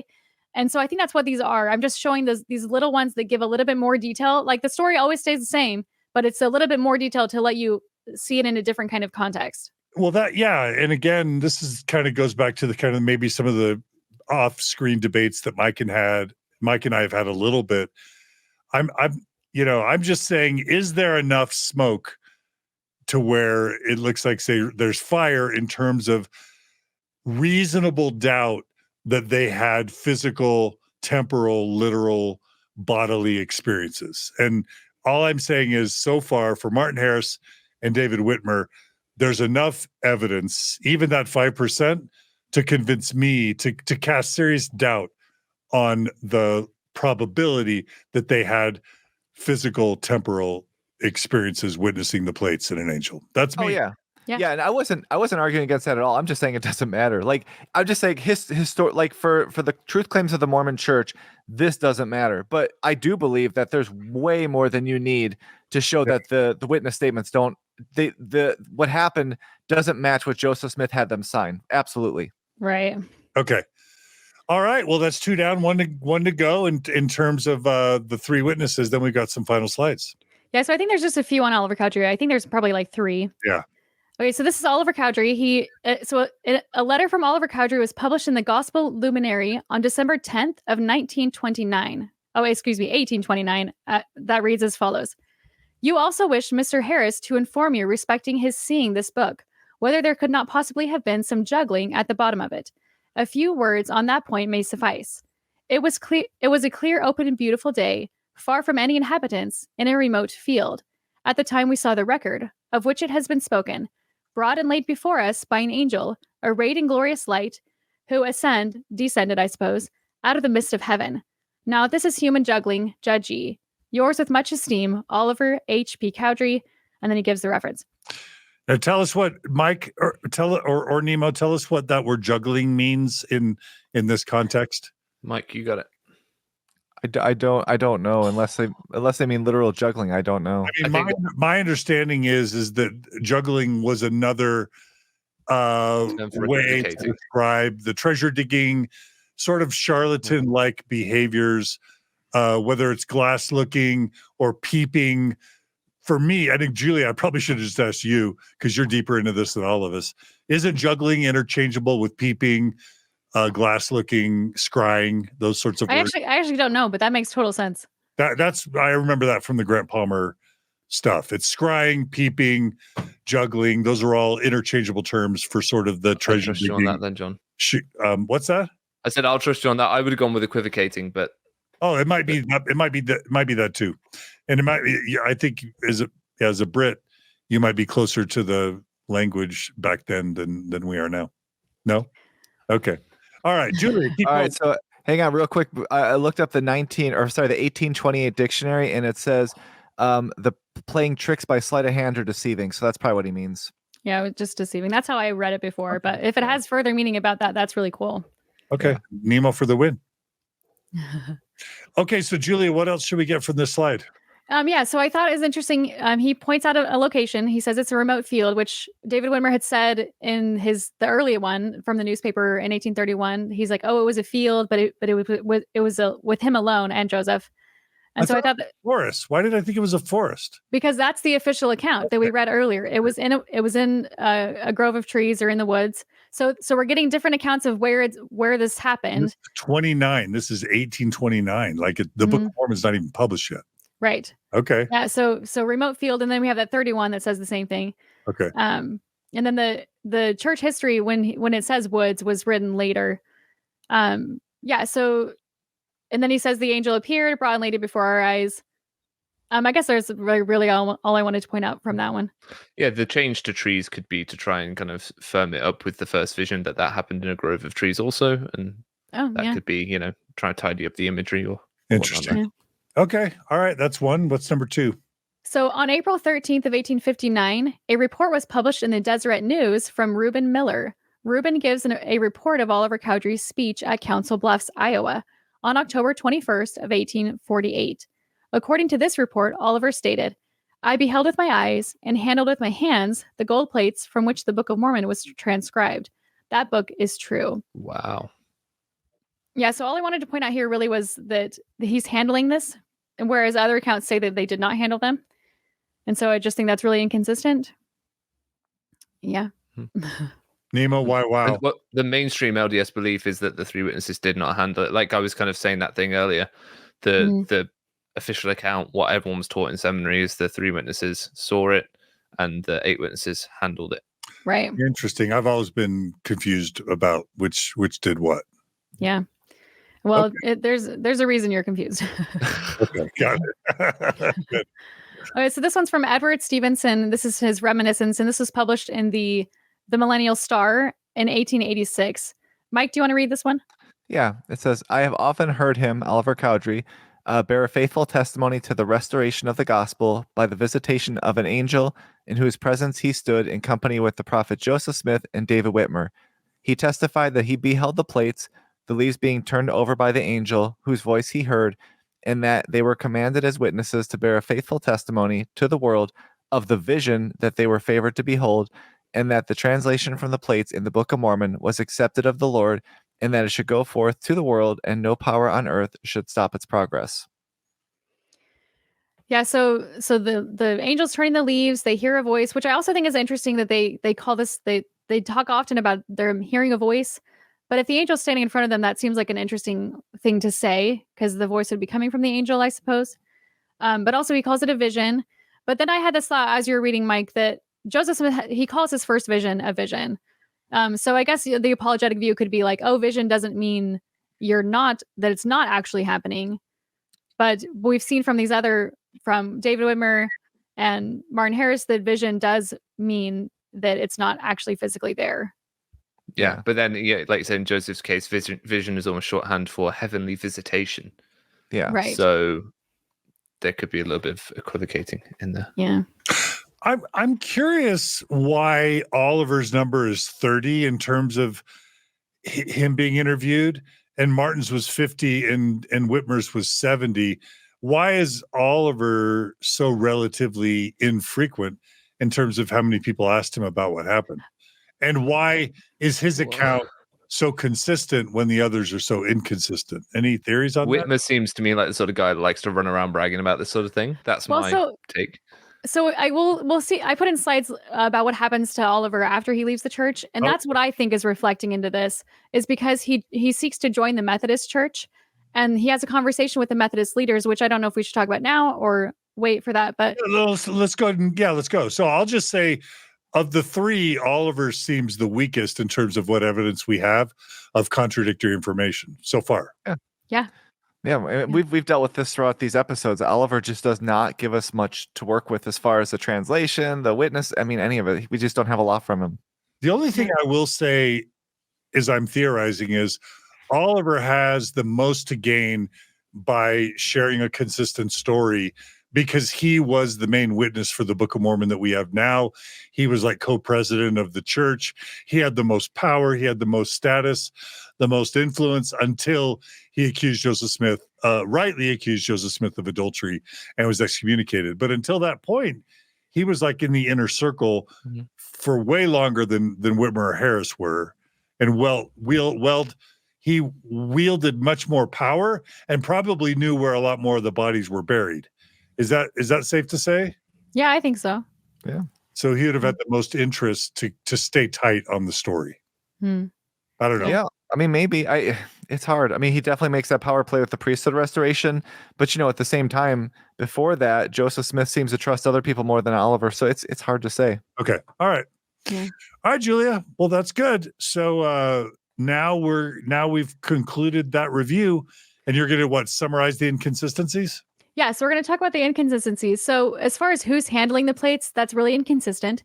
And each of the scriptures discussing the three witnesses, along with the testimony of the three witnesses and the history of the church. So these are all Official. Well, yeah, they're all official documents. Thank you. None of the three witnesses handled the plates. However, in 1831, David Whitmer testified that he went with Joseph to a field and handled the plates before setting them down again. And again, in 1848, which we just read, Oliver Cowdery said that he too handled the plates. Yeah. And years later, in his interview with Zenas H. Gurley, David Whitmer said that they neither touched nor handled the plates. Interesting. Yeah. Okay. That's why I was like, Yeah. And then so again, another inconsistency is where or when they saw the plates. Joseph Smith says that the three witnesses all happened on the same day, and we have some of that in the other witnesses' statements. But Martin Harris said on one occasion that about 3 days after David and Oliver saw the plates, he had his own witness of them after passing into a state of entrancement. Joseph Smith says that he and the three witnesses retrieved to, quote, a piece of woods convenient to Mr. Retired. Excuse me. The three witnesses retired to a piece of woods convenient to Mr. Whitmer's house. Yet both Oliver Cowdery and David Whitmer said that they were brought to an open field with Joseph Smith and there saw the plates. Okay. So we're not sure on what day and we're not sure where. Okay. those seem like pretty important facts to have straight. Yeah, why would you not? The specific details I can understand changing over time, particularly as things get later, but certainly where it happened and whether it happened on the same day as the others or not, you would imagine would be fairly consistent over time. Well, and then what I think is interesting is Martin Harris, nobody else was with him except for Joseph when he has this vision. And he's the one that said it happened 3 days later. But it was a late account, but it was him. And so I'm wondering, why are we, I guess I would put more weight on his because he was the one that had the experience rather than everyone else. Yeah. But yeah. See if there's a second hand. Totally. Right. Okay. Okay, so another inconsistency is what did they see? The official statement of the three witnesses says only that they saw the angel and the plates. In a revelation in June of 1829, Joseph Smith listed many items that they would see. Neither Oliver Cowdery nor Martin Harris ever described seeing a table when they obtained their vision of the plates, nor any of these other items. David Whitmer describes seeing many items on a table during this experience. However, only the plates are mentioned in the testimony of the three witnesses. And so then I'm just curious, why were they not also witnesses to these things?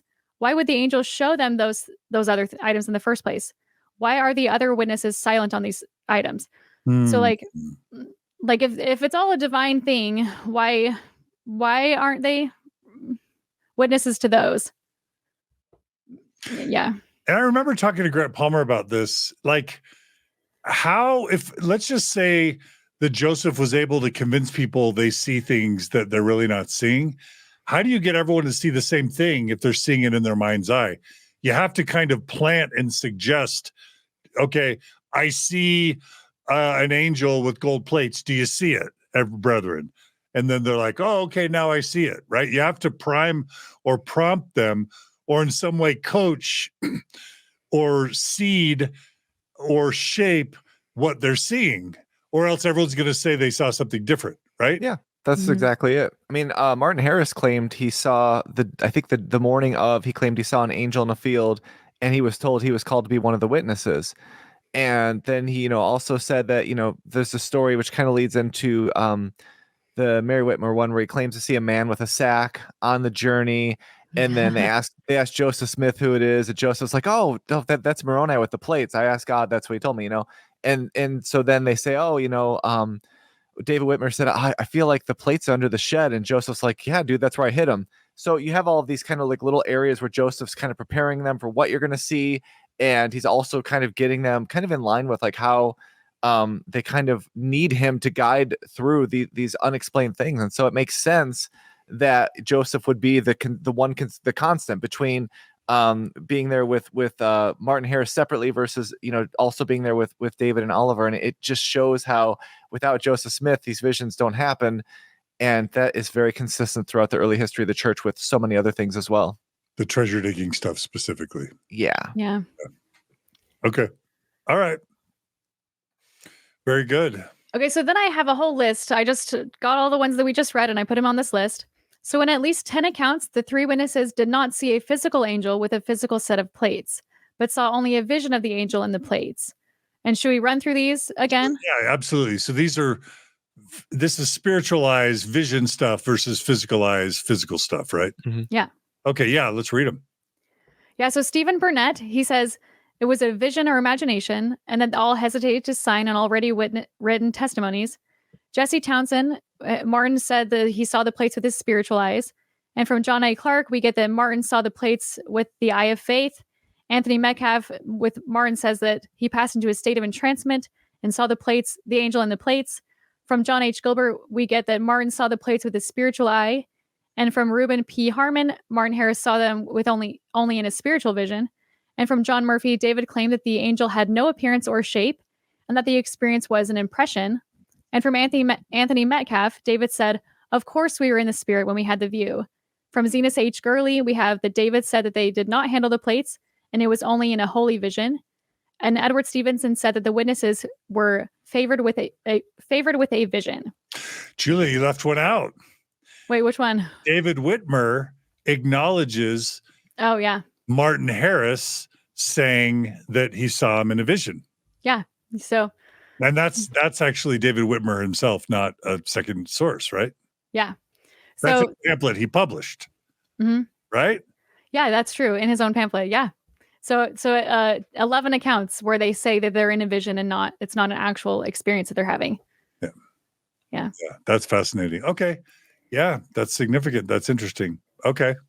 So this is one of my favorite episodes on Mormon Stories. It's like the shortest episode that you guys have ever done. So on Mormon How Stories, long is it? 20 minutes. It's Wow. 20 minutes. Yeah. Were you okay after that, John? Like, Chill out, Nemo. Chill out. did you need to go like take a run to burn off the rest of your energy? Or Back off, Nemo. So on Mormon Stories episode 1388, Trent Told recreated a set of plates that matched the description of the plates using a material that Joseph Smith would have had access to.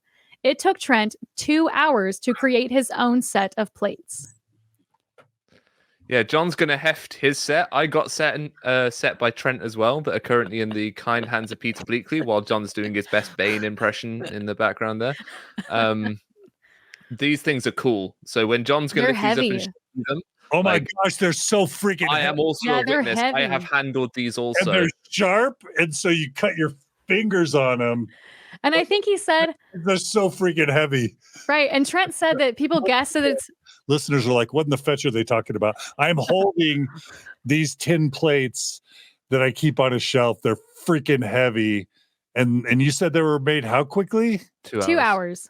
Oh gosh. Ah. Okay, sorry. Keep going. So I think one thing that Trent said is he said it's people will guess how much those weigh, and I've carried those before, and people will guess 50 to 70 pounds. And I think he said, if I remember correctly, I think he said they were 37 pounds, which is like because 15 kilos for the Europeans listening. Yeah. So most across the board, the witnesses, except for one of them, they'll keep the same kind of weight. They're like, oh, it's between 40 and 50 pounds. And so like, anyway, yeah. I could tell you, I carried my set of those home from the post office, which is only like a 10, 15 minute walk. at the time, and it was heavy. Right, I was struggling. I plan one of these days to do an episode where I get the replica set that are here in the UK, and I try and do the 3-mile run that Joseph Smith claimed to do home. And I'm going to get some people to try and hit me with sticks while I do it. 3 separate groups of attackers. Just to see how well it goes. But fun. All right. All we need is one more of us to see these physical plates that Trent made, and we have our own 3 witnesses to Trent's tin plates. So that's true. So the reason I bring this up though is because Trent shows the tools that he uses, and they're all ones that Joseph Smith would have had access to, and it only took him 2 hours to do this. So, but Trent is he doesn't give an opinion either way, whether he thinks Joseph really made plates or whether there were plates at all. And I think I'm kind of in that boat right now, where it's like I don't really know. But it would not shock me if Joseph Smith did make a set of plates. It almost seems. Go ahead, Mike. You talk first, Mike. No, I was just going to say, I mean, I think that makes the most sense because you have something under a cloth, and if you have people afraid to look at it because they think it's either going to kill them or it's going to kill you, then you can have something that people could see you rustling, you can have carrying around, and it gives it that legitimacy. And then you have that kind of magical, you can't look at them thing, which allows you to have that kind of like prop without needing to have it pass visual inspection. Also, doesn't Dan Vogel talk about Joseph's injured thumb? Yeah, as possibly coming from bending those D-rings. Those D-rings. Yeah, and that happens. Joseph Smith says, he buries it, he uncovers it. Em has to go with him, but she can't look, which is also kind of, we covered at the time. It's goofy. He hides them in a log, which is also goofy. Then when there's these rumors that they're going to go get it, and I think it's Emma runs up, she's like, Joseph, people are going for the gold plates. He's like, hang on a second, baby. He looks in his hat with the rock. He's like, they're fine. And you're just like, that when you read those stories and you look, that's why I'm saying like all of this, when you take a step back, and I've talked to just a few people who are not members of the church, and when you tell them this, they start laughing because it's so absurd. It just is. And the spirit of understanding, Mike. Yeah. It's Mike. No, hold on a second, baby. I got this impression that sent me. Yeah. But anyway, so the point is, so then Joseph has to go and bring the plates home. And so as Nemo said, Dan Vogel's theory is that because he's finishing getting the rings on there, and then all of a sudden, if you're trying to push those metal rings, that is hard. It could pop your thumb. So when he gets home, he uses this idea of being attacked as like that cover for why his hand's all messed up. Yeah, I like that theory too. I think his thumb was dislocated and he had his dad or somebody push it back. Yeah. Something. That sounds I think right, his mom talks about it in her biography. Yeah. So that's Mormon Stories episode 1388 with Trent. Is it Told? I think it's Told. Yeah. Yeah, Trent Told. Yeah. A good one. It's a good one. It's a shorty. Yeah, it's a short one. Okay, so one thing that I think is also important is to talk about what happened to these 3 witnesses. So with Martin Harris, he was excommunicated in 1837 and later joined the church started by James Strang. For a time, he followed William McClellan. Later, he followed a self-proclaimed Mormon prophet named Gladden Bishop. Both of these men, McClellan and Bishop, and actually James Strang did as well, they all claim to have plates, a Urim and Thummim, and to be receiving revelation from the Lord. Martin Harris is one of Gladden Bishop's witnesses to his claims. And to my knowledge, Martin Harris has never renounced his testimony of these other plates. Martin later rejoined the mainstream church in 1870. Holy smokes. I just Googled why was Martin Harris excommunicated. Pop quiz. Do any of y'all know? Was it counterfeiting? No, what was it? Close. Now, this is just what it says, in an immediate Google search. During 1837, a time of intense conflict within the church, Martin Harris clashed with Sidney Rigdon and refused to join the church-sponsored Safety Society. He lost too much money. Issuing paper money. So basically, he didn't want to join a fake bank scam. Is that why Martin Harris is excommunicated? Because that's as bad as Oliver Cowdery. It's the one good idea he's ever had to go. Maybe we shouldn't back money with land. This guy lost too much money with this. What is he? He lost 5,000 or something like that. Yeah. At least. Know that though. That's wow. Yeah, that's weird. I feel like there's We should cover that in the. We should cover that in the episode of the leaders being excommunicated. And then have you guys done one on the Kirtland Bank? No. With the sand. We need to do that. Yeah. We should do that one. I have a point on Martin Harris, if I may, which is this idea that he decided he was just going to go on and join people who are making the same claims as Joseph Smith.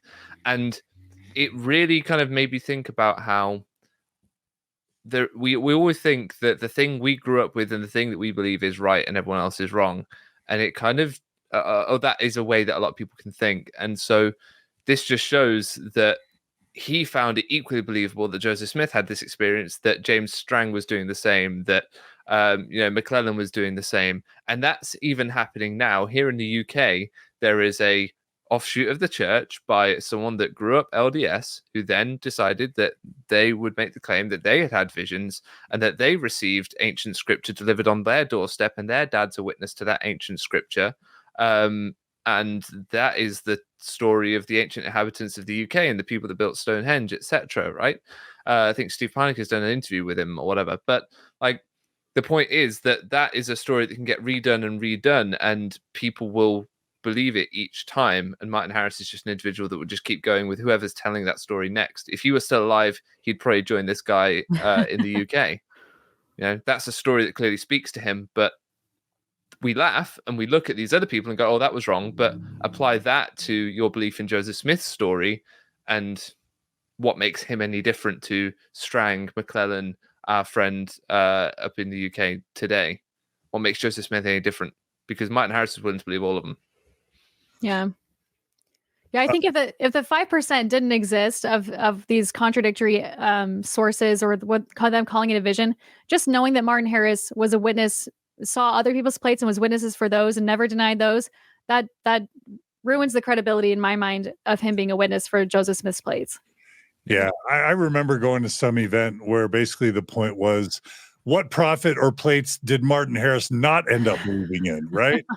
Like he was super gullible or super believed anything, just had such a supernatural magic worldview that he would believe anything. And that's what makes him less credible as a witness to, for many. Yeah. And then, I would just invite people to say, right, well, if you don't believe he's credible because he believed McClellan as well, then you're like, well, what makes McClellan wrong and Joseph Smith right? I guess is the point I'm trying to make there. That's what it comes down to. It's like, okay, well, he was a witness for the was it the shaker and the roll or whatever that was? Is that what it was that he was the witness for? The shaker's plates or whatever. And you're just like, well, okay, so why is that? Why do we laugh at that? But the Book of Mormon's real, and I think he was probably, well, he doesn't sound like he was the greatest person, but I think with regards to his testimony, I think he means well in that regard. I just think he also, as we could show, is just constantly jumping from one thing to the next, and as you said, John, that does not lead to someone being a reliable witness. And as I've said with other things in our past episodes, if God really wants everybody to come back to him, he sure did a bad job with picking witnesses that would give credibility to this whole story. And that's what we'll see even more in the 8 witnesses. Yeah. Well, Mike, how can 16 million people be wrong? Is it only 16? I thought it was 17. There's a billion Catholics. Yeah, I was going to say, it's just like that. Yeah. I mean, I think, or 2, I don't know. Checkmate. Okay. Next slide. Okay, so this next one is what became of David Whitmer. Nemo, do you want to read this one? Absolutely, I do. Right. David Whitmer was also excommunicated in 1838 and later became the president of the Church of Christ, or the Whitmerite Church. David never rejoined the mainstream LDS Church. In a pamphlet he later published called An Address to All Believers in Christ, the one we've been reading from earlier, he stated that Joseph Smith claimed to have been visited by Peter, James, and John, and also John the Baptist. He claiming that did not happen until much later, believing that Joseph had made it up. He also did not believe in the 2 priesthoods, Melchizedek and Aaronic, and said that Sidney Rigdon helped Joseph to come up with that idea. He believed that Joseph Smith was editing Revelations. He also said that if you believe my testimony to the Book of Mormon, if you believe that God spake to us 3 witnesses by his own voice, then I tell you that in June 1838, God spake to me again by his own voice from the heavens and told me to separate myself from among the Latter-day Saints, for as they sought to do unto me, so it should be done unto them. Okay. Wow. Yeah. Okay. I mean, yeah, how can the church hold him up as a witness when he's also witnessing that God told him to leave the church, that Joseph Smith made up the Melchizedek priesthood, and the visit from Peter, James, and John? How can the church have it both ways? And he's connecting it himself. He's going, if you believe what I said about these things, then also you should believe this, which is that I'm right and the church has gone astray already, and it's Yeah. all right. That's the Yeah. problem. Those are two that so far Harris and Whitmer are serious problems. Mhm. Yeah. And everything And Whitmer. Oh, go ahead, Julie. I'm I sorry. was gonna say a lot of people tout Whitmer as being because he never goes back to the church. People say he had the greatest reason to deny the faith because he didn't have any connection with it or whatever, anything to gain from it. But like his just seems like the most problematic to me. And I think exactly what we're seeing here is that, yes, they didn't deny it, but what that witness or whatever it is you want to call it means to them and to the truthfulness of the church isn't as clear cut. So apologists can say they never denied it, they never recanted it, they never took it back. Sure, they didn't. But one of them's using it to leverage his own offshoot religious movement, and another one is willing to do it for other people too. So yes, they may not deny them, but they didn't deny them, but many of them contradicted them and undermined them, right? Mm-hmm. Yeah, that too. Yep, and all of those statements by David Whitmer in that last slide are true. The Melchizedek priesthood is a late invention. It was brought over by Sidney Rigdon. We talked about that in our episode. Peter James John's a completely fabricated story that was put in 5 years later. So if you want to say David Whitmer's a reliable source, a reliable witness, you then have to go Joseph Smith made up the Melchizedek priesthood. So which way do you want to go? And that's the thing. The apologists want to go, he's super reliable on that, but the rest we're just going to pretend didn't happen. But you can't have it both ways. Yeah, and he can still be reliable if you want to believe that this was all a visionary experience. Then he's 100% reliable. Yeah, because if you just see it that way, like he says to. Yeah. Okay, so all right, one left. Oliver's going to rescue this. I know it. You want to read this one? Sure. Oliver Cowdery was very opposed to polygamy and accused. Oh, this is what became of Oliver Cowdery. So Oliver Cowdery was very opposed to polygamy and accused Joseph Smith of having, quote, a dirty, nasty, filthy affair, close quote, with their live-in maid Fanny Alger sometime around 1833 to 1835, which now the church acknowledges as being true. That's me. Oliver Cowdery was excommunicated in 1838 for, quote, persecuting the brethren, close quote, and, quote, falsely insinuating that Joseph was guilty of adultery, which he actually was guilty of, and for, quote, not attending meetings, for, quote, selling his lands, not under the direction of Joseph Smith, and many other reasons that all seem manufactured to cover up the fact that he was accusing Joseph rightly of adultery. Later, Oliver Cowdery joined the Methodist Church, which is weird. Why is he joining that church when it's the one true church? And in the Times and Seasons in 1841, 2 lines were published that read, "A Book of Mormon, not his word, because denied by Oliver, question mark." Now, let me read that again. In the Times and Seasons in 1841, 2 lines were published that read, quote, "Or Book of Mormon, not his word, because denied by Oliver." I don't understand that, Julia. So if you go to let me just go to the next slide. So we'll pause there for a second. Okay. So in the Times and Seasons, John H. Johnson, he wrote a poem. And I just thought it was really interesting that in this poem that he's writing, he's acknowledging, or he seems to be acknowledging, that Oliver Cowdery has denied his testimony of the Book of Mormon. Because as we've just read, he was trying to join the Methodist Church. And so, I don't know, for some reason, the members had it in their head, or for whatever reason, they think that Oliver denied his testimony. Anyway, so I just thought that was really interesting that it was even published in the church's newspaper. Okay. So yeah. Okay. Additionally, one member of the Methodist Church shared a conversation with Oliver in which he said he would be willing to recant his testimony of the golden plates. And we didn't mention that reference earlier. Is that right? Yeah, this is a different one. This is from the book, The True Origin of the Book of Mormon. It's the testimony comes from a man named G.J. Keene. And he was he had this conversation with him, and he said, Oliver said, he was a Methodist preacher, and he was like, would you be willing to deny your testimony if you're going to join? And he was like, yeah, I'd be willing to do that. But they didn't make him do it because that's just a really nice thing to do. And he was a little bit worried because it would sully his name. It would make him not as trustworthy. So he'd I'd rather not, but I will. But they didn't make him do it. But anyway, I just thought that was an important thing to add. Why didn't that get a slide for Oliver? Oh, just because it wasn't about the plates specifically, but maybe I should have just made it a slide. Okay. It wasn't about the plates. It says there, recant his testimony of the golden plates. Oh, I guess that's true. We can go to the link if you want to. No, I was just curious.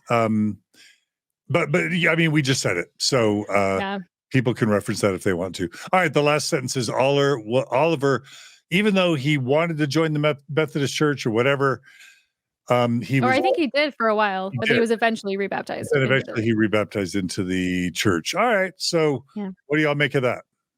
10 years after being excommunicated, he comes back. He comes back 4 years after Joseph Smith died, which I actually think that's interesting. I'm trying to work out exactly what my thoughts are about that. But he comes back after the death of Joseph Smith because perhaps he feels somewhat guilty that this person he knew has been killed, and maybe that stirs up some of his affection for the church. Or maybe he feels like he can now go back because Joseph's out of the picture. Maybe he feels like maybe polygamy's now stopped because polygamy gets a little bit low key, and then they head to Utah and it gets massive again. And we don't know what his thoughts on it were out there, as far as I know. Those are just a couple of my thoughts. Yeah, I was going to say, I think Oliver stayed away for so long because he was waiting for an apology, which didn't come. And so I guess after his death, he was like, well, I might as well go back. I don't know the specifics about later in the Utah period, if he even went over there. But yeah, sorry, I should have given that its own slide, the conversation with GJ Keene. It's fine. Yeah. Okay, that's good. All right. So what else you got, Julia? So I just have some questions that I want to ask. So many of the witnesses had things to point out, I guess. Many of the witnesses had strong motive to never deny their testimony of the Book of Mormon, as they continued to associate themselves with factions of the Mormon Church, and many later rejoining the mainstream church, except, and I guess you could say with the exception of Oliver Cowdery, who said by that witness, he said he was willing to deny, and by the Mormon publication in the Times and Seasons, he maybe did deny his testimony. And another point I wanted to make is being a witness to a foreign language that you are not knowledgeable about, even if it is engraved on golden plates, does not mean that the translation is correct. Yes. And we've made that point earlier. And also, never denying your testimony of the Book of Mormon is not the same as never denying that you physically saw an angel with a physical set of gold plates. And I feel like that's one of the main things we've been trying to convey. Never denying your testimony of seeing an angel with golden plates does not mean that the angel and the plates were physically there. So that's another point we've tried to make. Never denying your testimony does not mean that your testimony is true. And I think that's people don't often understand that just because you believe something your whole life and you proclaim it on your deathbed, that doesn't mean that it's true. And before we jump to to Mark Twain, I'll just say one thing. Like you know how like Andy Warhol, I think it was, said everyone has like 5 minutes of fame. Like, if you think about, I'll just pick scholar Richard Bushman, right? You know, obviously Richard Bushman is well respected. He's well loved, Harvard trained, Columbia professor, great scholar.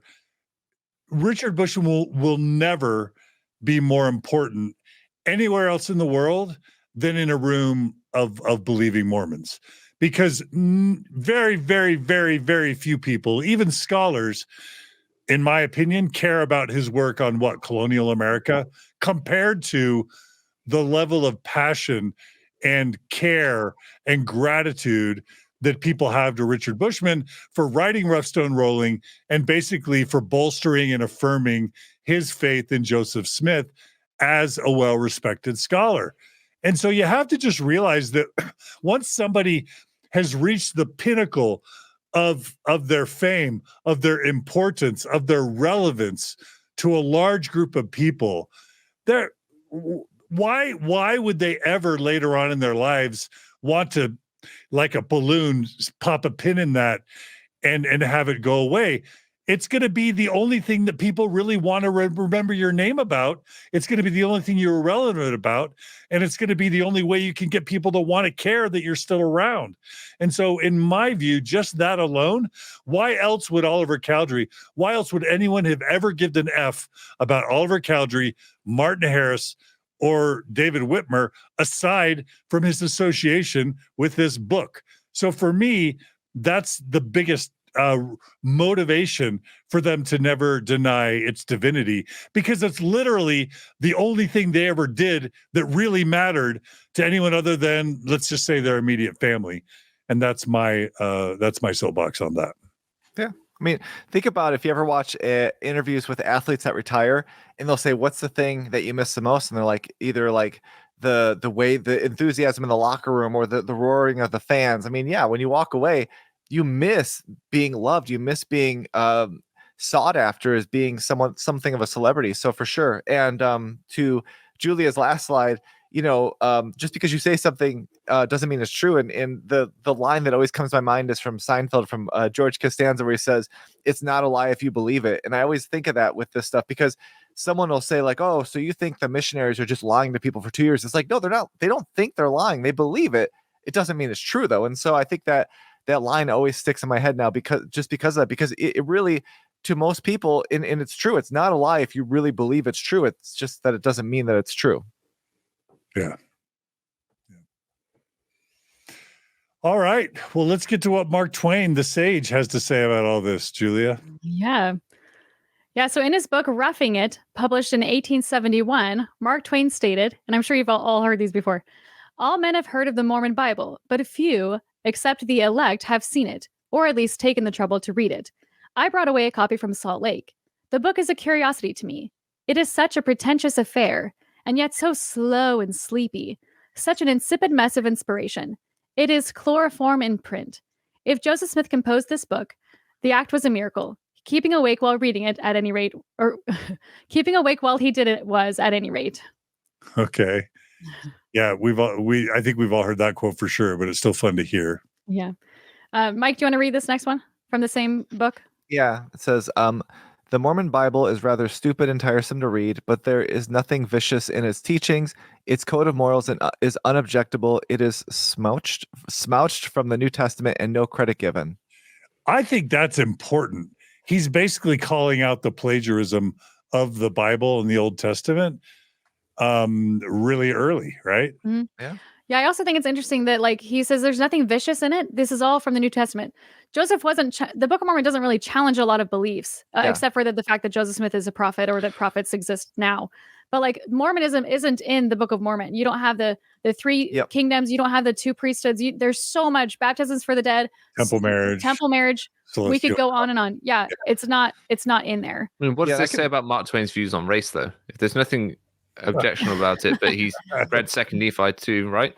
Yeah. I mean, that's true. And God murdering thousands of people when Jesus comes again, or all the stupid wars. There are problems with the Book of Mormon. Yes. Yeah, but I can tell you, just from being a convert, I remember reading it when I was taking the missionary discussions, and I remember thinking, like, it really does feel like, it's a sequel to the New Testament in that regard, or at least to the Bible as a whole. And so it is interesting that Mark Twain is noticing that Joseph Smith is just pulling from the Bible, which we talked about in our previous episodes, on where Joseph Smith was getting a lot of material from the New Testament and the Old Testament. But to a certain extent, if you're reading it and you're not really thinking about, obviously there is that racism, but Mark Twain also lived maybe in a time where I don't know. I mean, I don't know if that was a focus of the Book of Mormon as much, but yeah, it didn't feel to me as a convert like it was anything different. And that's what actually made it feel more comfortable, because it just felt like it was kind of like an extension of what we already had in the Bible. I think that's why Joseph Smith took the effort to write it in that King James style. Oh yeah, for sure. Style familiar to people, which makes zero sense. Yeah. It's a lot more comforting when you read it though that way, and yeah, I mean, it makes sense why he wrote it that way, because that was the religious language of the time, and obviously, as we've discussed in so many episodes prior, it makes sense why the Book of Mormon contains certain themes and certain beliefs that were really exclusive to that time, because Joseph Smith was living in it. Yeah. Yeah. Yeah, so crazy. It's really is Bible fan fiction. The Book of Mormon is like 19th century frontier America Bible fan fiction. Yeah. I mean, it is. It is. Yeah, full stop. All right. What's the last quote? Okay, so there's another one from Mark Twain. Nemo, do you want to read this one? Yes, please. Sorry, I sound way too keen. Whenever he, Joseph Smith, found his speech growing too modern, which was about every sentence or two, he ladled in a few such scriptural phrases as exceeding sore and it came to pass, etc., and made things satisfactory again. And it came to pass was his pet. If he had left that out, his Bible would have been only a pamphlet. That's good. Fair. That's fair. That's good. I just like that one. All right, Julia, so bring us home with the final slide. Okay, so even if the witnesses truly saw a set of golden plates, like physical gold plates, this does not change the fact that during the translation process, Joseph Smith did not always use the golden plates, and they were not always in the same room. Much of the content for the Book of Mormon is anachronistic, i.e. Deutero-Isaiah or the Sermon on the Mount, etc. that there were thousands of changes to the text. I think the number is somewhere around 5,000. That it is not supported by archaeological or DNA evidence. That most of the ideas in the Book of Mormon coincide with material that was available to Joseph Smith at the time. And that scholars today acknowledge that the Book of Mormon is a 19th century text. Yeah, full stop. And that's why y'all need to go back and watch the other 50 episodes of the LDS discussion series if you haven't yet, because we've got 51 episodes where we go into deep discussion about problems with the truth claims of the Mormon Church and of the Book of Mormon specifically. Yep. All right. Well, Julia, great work. Thanks. And Nemo and Mike, it's just so lovely to have y'all still around for the LDS discussion series. Yeah, it's fun and it's nice because Julia did all the hard work. And I will point out for the record that you guys all gave me a hard time for saying the witnesses don't matter. But Julia's last slide here should be titled, "This is why the witnesses don't matter." I'm just pointing it out. My first thought was Julia wrote this to satisfy Mike, and she. Yeah, this is exactly my point. That's what I've been trying to say. Like, this is saying it's so not true that the witnesses don't make a difference as to whether or not the book is true or not. That's just it. Like, that's the whole point. And that's why I've been trying to tell you when we talked previously. It's like, to me, it's not that they don't matter because the church puts so much on them, but they don't matter if you're trying to assess if the church is true or not. And I think Julia so perfectly did that for me. So thank you. That's awesome. All right. Well, Mike, any final things about you or your life that you want to share with everybody? No, this was nice, and a huge thanks to Julia for doing all the research on it, because I really never tackled the witnesses for the reasons we talked about. So it's kind of nice to do this because it really does, I think, give a pretty, I would say, convincing exclamation point on the fact that the witness testimony in the Book of Mormon does not match what the witnesses say later. And I think that is a trend we see with other topics. And so it's another area to kind of shine a light on. Is the I think the analogy I heard, and I've probably mentioned it before, but I think it was with John Larson. He's like, you're in a room and you the lights are out and you have a flashlight, and you put a flashlight on one brick and you're like, oh, that brick is completely cracked. And then the person next to you is like, you don't have to worry about it. Every other brick is fine. And then you shine on a different brick, like that brick's cracked too. And the point is, until you turn the light switch on, you don't realize that every brick is just about to fall. And that really is how Mormon history is. And I think the witnesses is kind of that same thing where the church will tell you, like, if you're doubting, remember the witnesses never denied their testimony, lean on that. And it's that same thing where it's like, until you turn that light switch on as a member, you don't see all of the surrounding problems. And I think that these episodes, hopefully, for when people are ready to turn that light switch on, can help them kind of see it. Love it. All right, Nemo, what closing words do you want to share, including plugging your stuff? Would like to apologize to my fellow countrymen. Maven's pointed out to me in the chat that I got far too enthusiastic at one point, and that's unbecoming of a British gentleman. So I shall return to my demure demeanor. So thank you very much, John, for having me on here.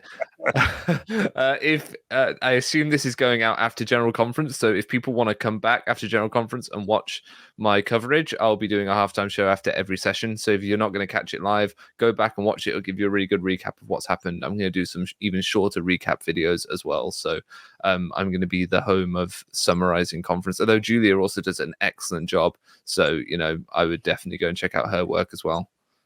And Nemo, if you want to make a little cheddar cheese, if you can just do like a 1 or 2 hour summary of all the things we need to know about conference that we missed, I'd have you back on Mormon Stories next week to do a panel like we did last time. Okay. If you're down for it, I'm down for it. Yeah. Excellent. All right. Julia, and of course, subscribe to Nemo the Mormon on YouTube, on Instagram, TikTok. Follow him there as well. Julia, final words.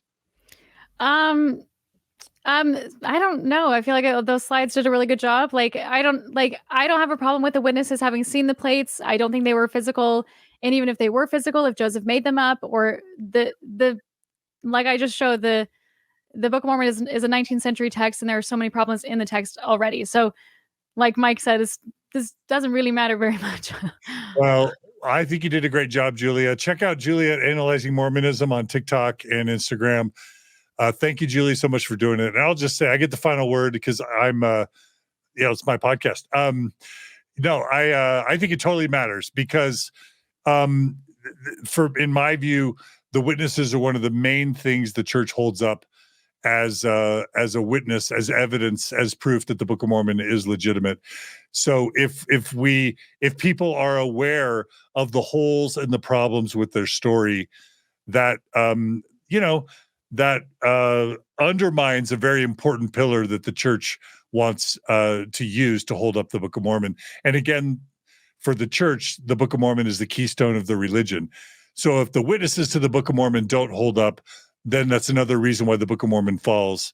And then that allows people to make decisions about what to do with their lives if the Book of Mormon isn't what it claims to be. So for me, that's why I insisted on this episode being done. And we're not even done because we haven't covered the 8 witnesses yet. So believe it or not, we just went through all this with the 3 witnesses. Julie, is the 8 witnesses still interesting, or is it kind of just repetitive and dumb? Oh, well, I like it. Okay.